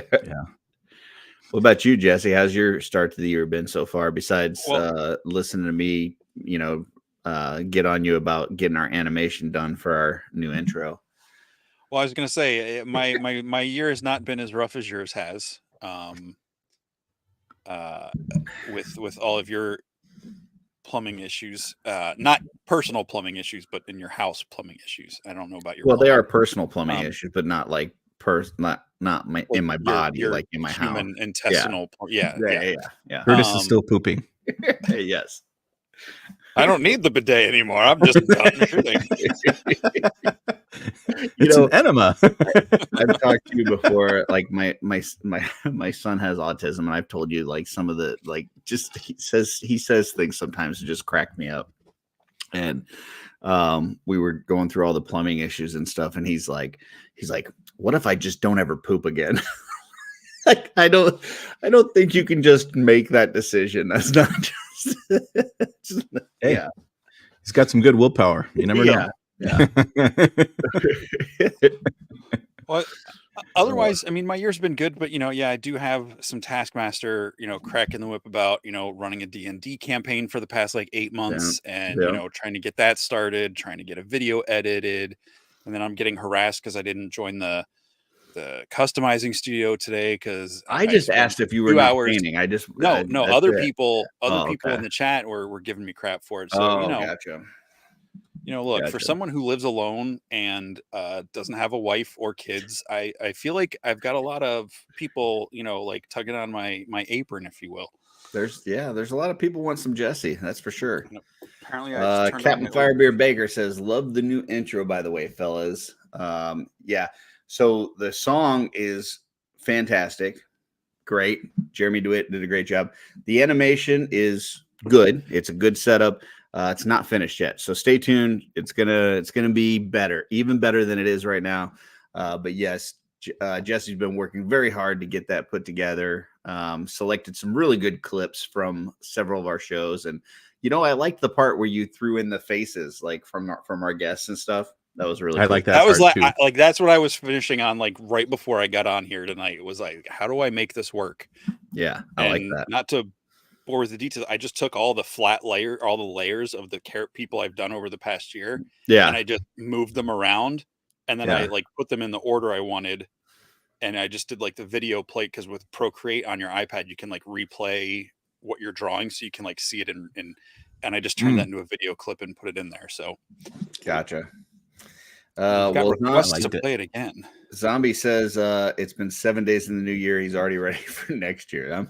I'm sorry to hear that, Zombie, but I can definitely relate. So we're almost there. We're almost there. So it's almost Legion's gone, you guys. Yeah. It'll be here faster than you know it, man. I just felt like 2023 went by so quick. Like, I don't know. It felt like it had just started, and then right away I just felt like the Legion's Con crunch, where it's like, man, I gotta get this stuff ready. I got a table, I gotta have stuff to put on it, and all this kind of stuff. And luckily, my wife bailed me out by doing a bunch of stuff, and then everybody, I got to hear for the next several months how great she is, and she's so much better than me, and all this. Marking that time down. Yeah. So. Yeah, that was a good setup, man. Yeah. We'll play the intro again at the end. Eric says he's still burnt out from 2023. I could see that, man. Feel that. Yeah.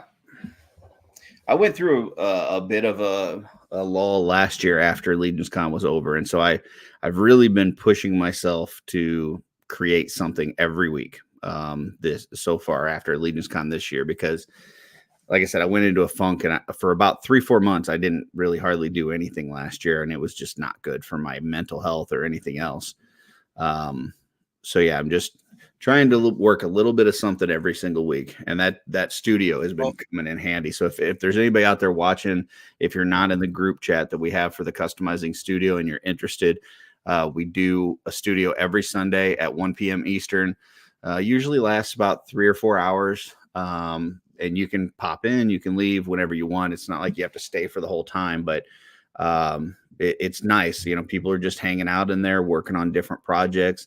Some people aren't even working on anything. They just pop in to, you know, hang out. So if something you're interested in and you're not in that group, let me know and I can add you for sure. So we were talking days, Trevor, but we're not anymore. To start pooping again, you can create something every like 8 to 12 hours. Yeah. Cool. Yeah. All right. I say that as I pull up Eugene's tough comment here about tough sledding in 23. Haven't touched a brush since Legion's Con, hoping by the end of this month the groove and flow is back. I hope so too. I did not feel like the slump this year like I did last year. Last year I'm blaming getting COVID and having a mental breakdown at the end of the Legion's Con for my slump. But yeah, I think I was more prepared this year too, though, because you know, last year was my first Legion's Con, and I didn't know that it was going to be such a high that afterwards you're going to have that, like, you know, oh crap, I'm not going to see most of these people again for 12 months. And, you know, it was just so great. And this year I kind of knew it. And so going in, I just made sure that I tried to savor every moment of Legion's Con, every interaction, just, you know, not stay up so late that I couldn't function, you know, but really try to make the most of, you know, every minute that I had there at Legion's Con. I'll come back to that in a second. Hot take. I don't like this early start time. Yeah, I think you're gonna have to talk to Dorklayer, your partner on Legion's Lounge, because he says he does like the early start time because he can catch more of the show. So we're getting kind of mixed messages. Maybe we'll have to do a little bit of a survey or something. And I just want you to know that you have scarred people's opinions of me for approaching me at Legion's Con. Listen, if my PSA has helped anybody to avoid the wrath of Jesse next year, then I've done my job. Because Jesse is one of the best people I've ever met in my life, but there's just 2 times that you don't talk to him, and that's during setup and during teardown. If you stay away from those 2 times, everything else, gravy, man, gravy. Yeah, that's fair enough. I would, yeah. Talking to me is fine. Trying to hand me stuff while all my boxes are precariously stacked on top of each other and I'm trying to put out product. Yeah. If you're excited, here's what I'll say. If you're excited to see Jesse because you haven't seen him in a while and you're like, man, he's just such a teddy bear and I want to go up to him and I want to give him things and I would just want to throw love at him and hand him stuff that presents, just not the time. It's not the time, man. Just wait a little bit longer. I know you know, a lot of you at the time you see him at Legion's Con, you'll have waited 12 months to see him in person. Just wait a little bit longer. Let him finish the setup first. Hit him up the next day. It'll be good. Okay. Some of us didn't get special access to the floor room to set up beforehand. Well, you know, the whole special access thing is just really finding when the door is open and sliding in when nobody notices. So that's all that it is. Old sneaky Curtis. Slip right in there. Sneaking in food and drinks into the movie theater. I'm very stealthy. Yeah, I don't know if you know this. He's a rogue. So, Noah, I mean, you've been to a couple Legion's Cons now. How do you deal with that? Like, you know, post Legion's Con blues, just, you know, the high of being at Legion's Con and seeing all these folks and hanging out. And then afterwards, you know, just knowing that it's going to be a while before that happens again. Like, what do you do to deal and just keep yourself in a good mental state? You know, that's a real issue. You guys, you obviously know firsthand. My first Legion's Con in-person Legions Con. I don't count the cyber one or what the virtual one we did. Right. But my first one was 21. And that was definitely kind of quite the experience, after the event and everything. You guys talked about the extreme high during the event. Well, sorry. But afterwards, it's just as extreme of a low. It feels like, well, after 21, I found, during the show, during the event and everything like that, there was a group of us, that had a chat group. And so we've been chatting every day since Legions Con 21. Oh, wow. There's 5 of us in there. And it helps, just kind of texting every day. And, these guys end up being some of my closest friends. And I think that definitely helps. And just, all I can say is if you got some homies that either that you meet at the con or people that you're talking to like now, just double down on that. Keep those people in your life. They'll keep you on the straight and narrow. They'll keep you accountable. They're not going to let you fade off into obscurity and go feel sorry for yourself and anything like that. They'll give you something to laugh about and something to be happy, grateful for. So find you some homies that care. That's some really good advice. Cause, this is a great community, and it's not just, a great community in person. It's a great community remotely as well. So yeah, if you've got some folks that kind of, you can hang out with and talk, even if it's online, that may be the thing that helps get you to the next Legions Con. I know, some of these shows in between, we talked about IshCon, we talked about MesquiteCon. That's also a great way to kind of have these like little get-togethers. I know Walter has set up these regional cabal, like the regional Mythic Legion cabal kind of things. So you kind of see who the people are in your area, and like when they're doing, swap meets and that kind of stuff. So all that stuff is some great ideas to stay connected with folks in between Legions Con. So yeah, that's good advice. I know I did not heed that advice last year. And I was suffering in silence, and that's one thing in this community you should never do, because there's plenty of people out there that if you're struggling, if you're having some issues being creative, or just being excited about things, or just life hitting you hard in general, just reach out to folks, because there's a lot of folks in this community they'll help out and offer some encouraging words, and you're definitely not alone. So yeah, awesome advice. I don't really think there's not a better add on to that. Yeah. Oh, sorry, Noah. No, I was just gonna say there's not a better community out there. There's no bullshit to it. Yeah, absolutely. Let's see. Oh, Hedgehog must be late. He's talking about the lakes. He's talking about organizing. He must be watching behind a little bit. Juan says, yeah, take advantage of that. Here in Columbia, there's no toy community. There are groups, but not really community. I don't even know another collector in person. Yeah. I kind of live in an area where, there's a show around here called the Toyman Show. That's like every 3 months, I think it is.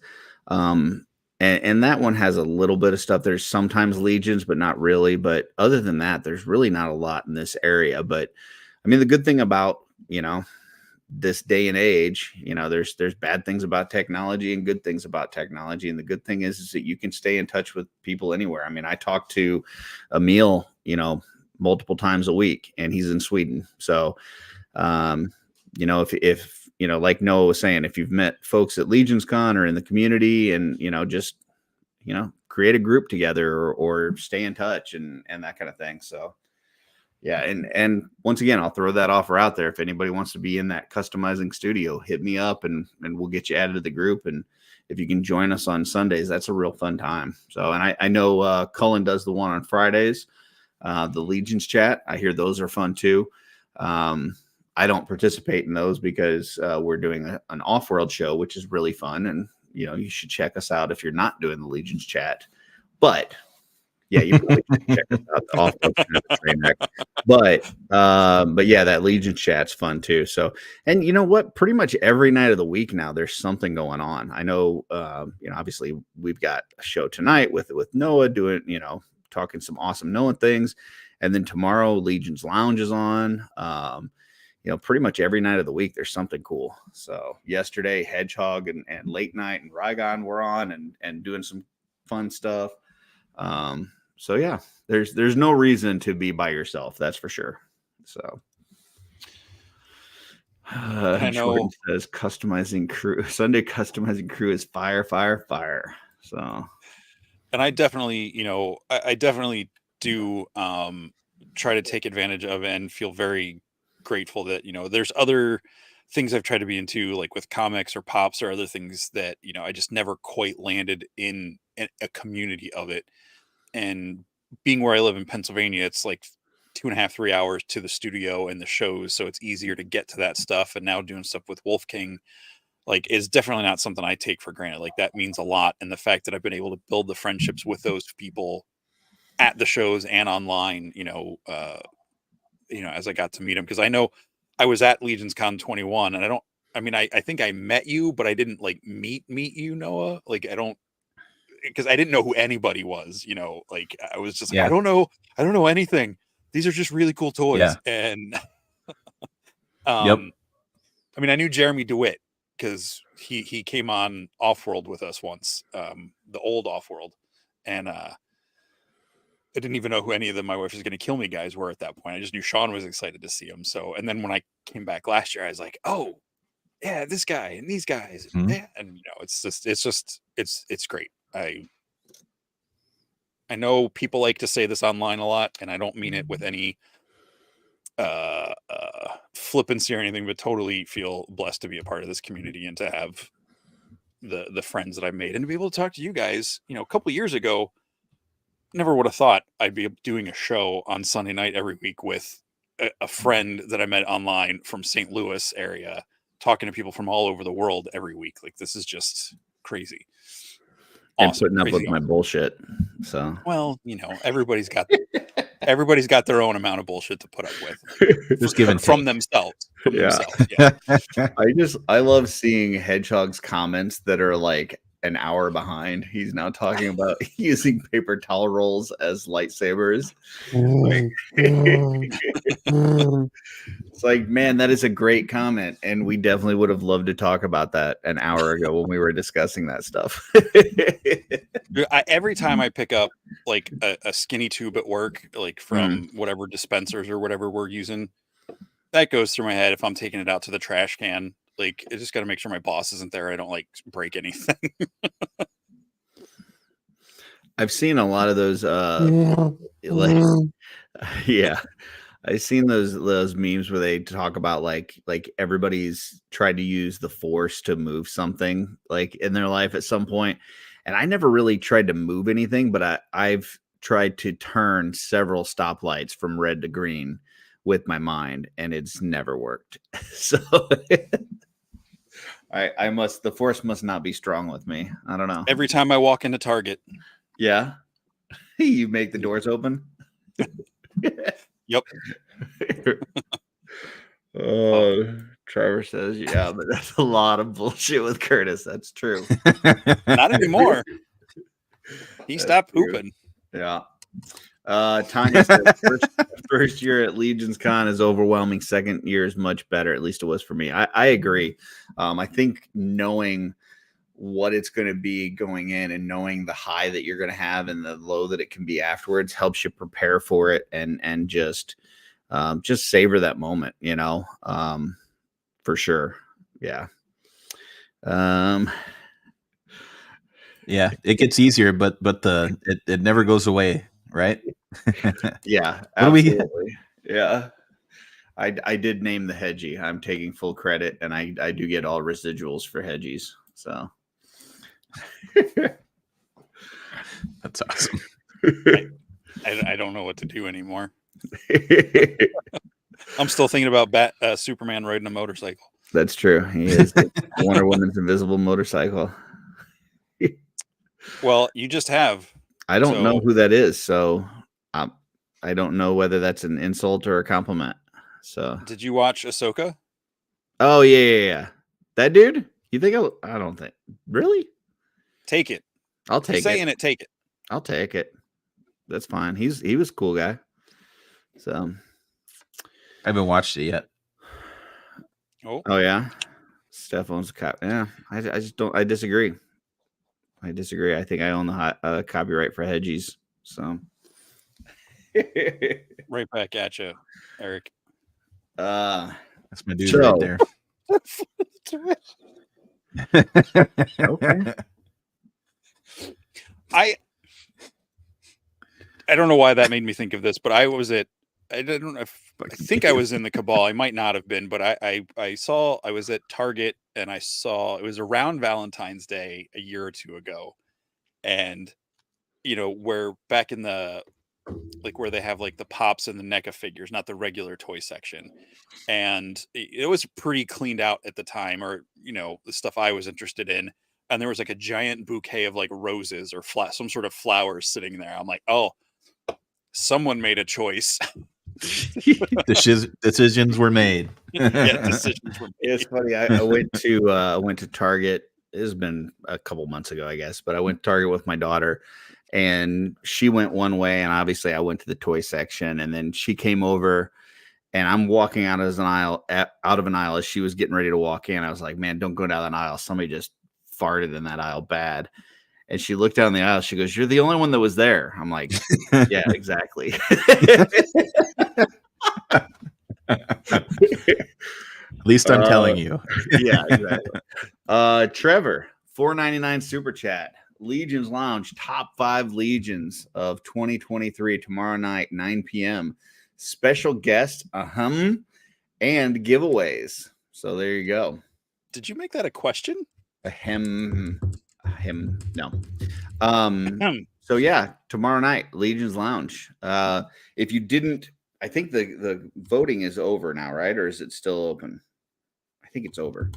But if you didn't vote, they had a cool vote where you could, vote for your favorite Mythic Legions, your favorite Cosmic Legions, and then they had Figure Obscura and then like special releases throughout the year. So, yeah, it was cool little vote, and they're going to go over the results tomorrow. So that should be a lot of fun. So I did in that Target. It cracks me up if I'm walking through the store. Like I get annoyed with people in stores because apparently I just don't like being around people that I don't know, especially when they're not paying attention. But when little kids come running down the aisle and they're just like ripping one, and like they don't care. I'm like that's a thing. I can't say I've been there before. That's hilarious. People, control your children. Yeah, control your children's. I mean, it's a bodily movement. function, Jesse. It's natural. So I know. Those damn farting children.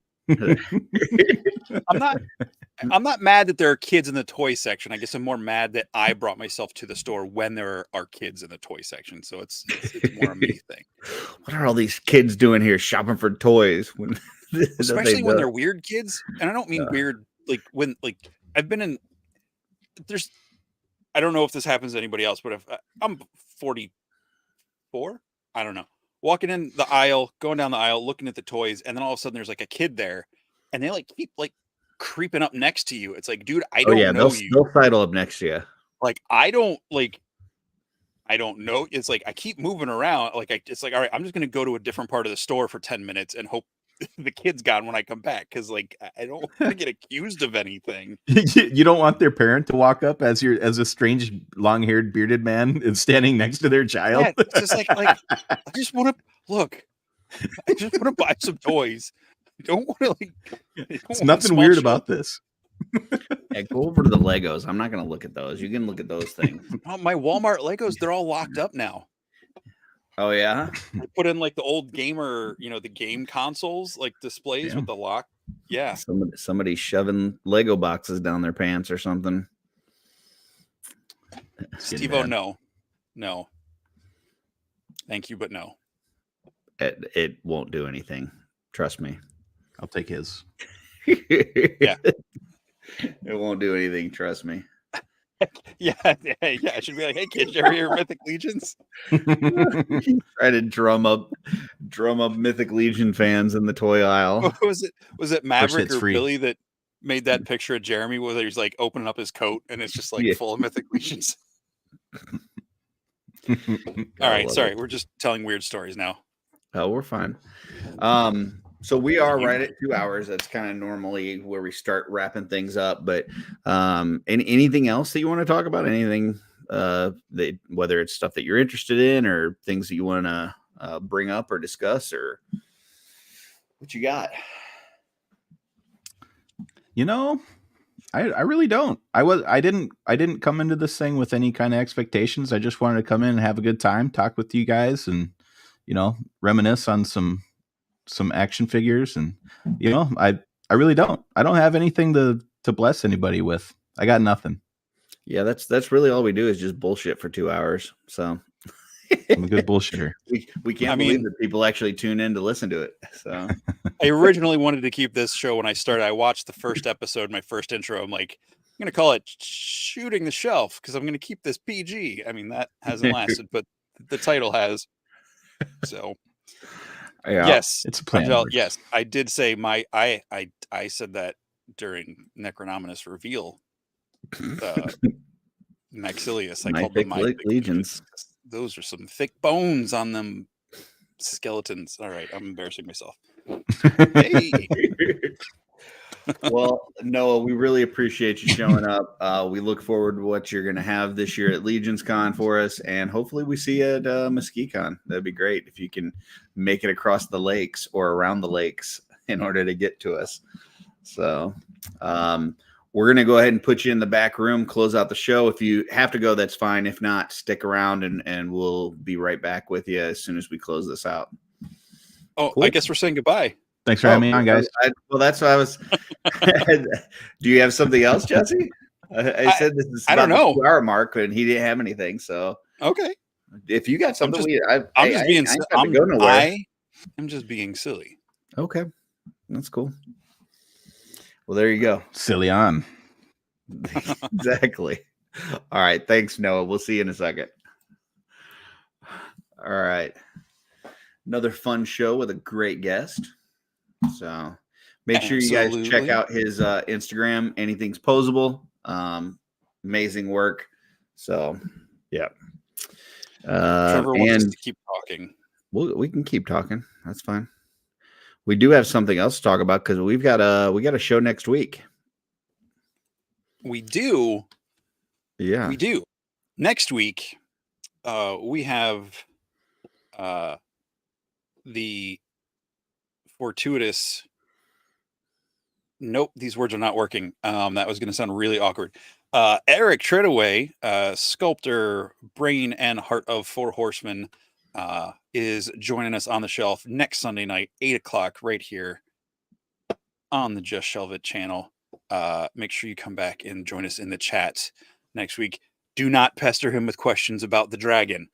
Don't. Well, I was not you. I wasn't. Yeah, no, I get it, but I was going to run this by you because when we had last year to start the year off, we had Cornboy on, and we did a little thing in the Cabal called Ask Cornboy, and we took a bunch of questions, and we picked out what we consider to be the best non-spoilery type questions to ask him.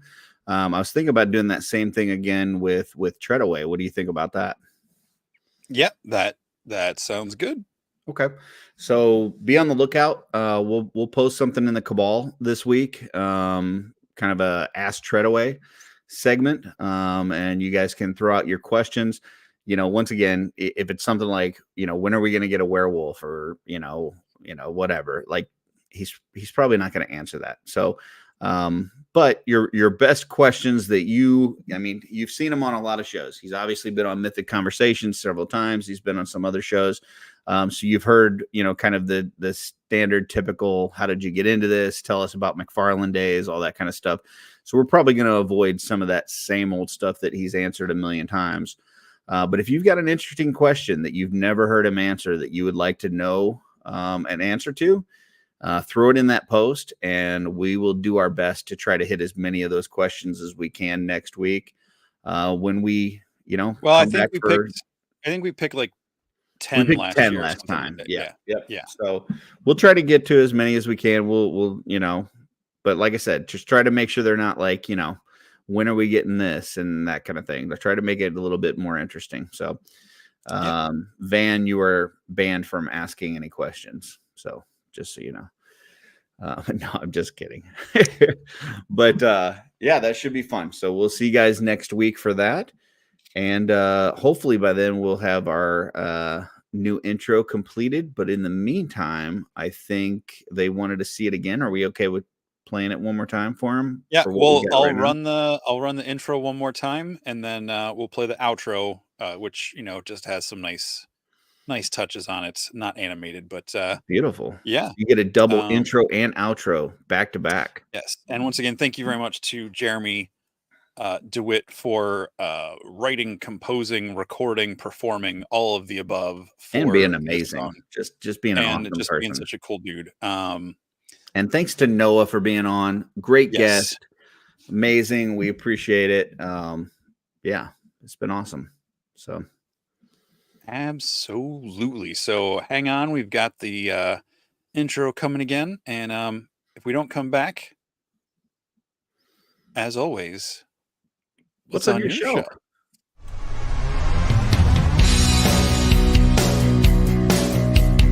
Once upon a time, collectors and creators and lovers of pop culture and toys got together on the internet and they started making noise. So everybody, let's join Jesse Arnold and his buddy Curtis Ackerman, because when indulging in fine geekery, it's always best to bring a friend or two.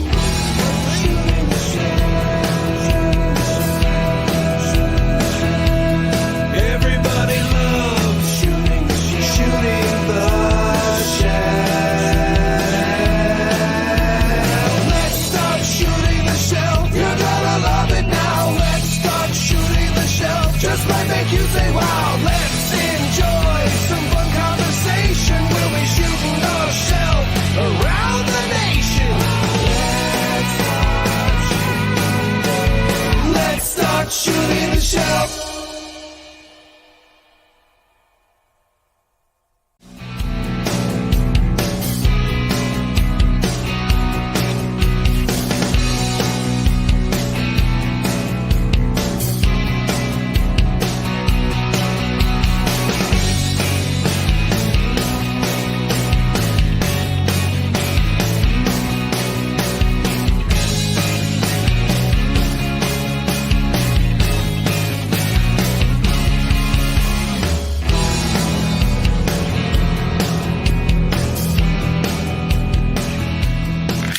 No!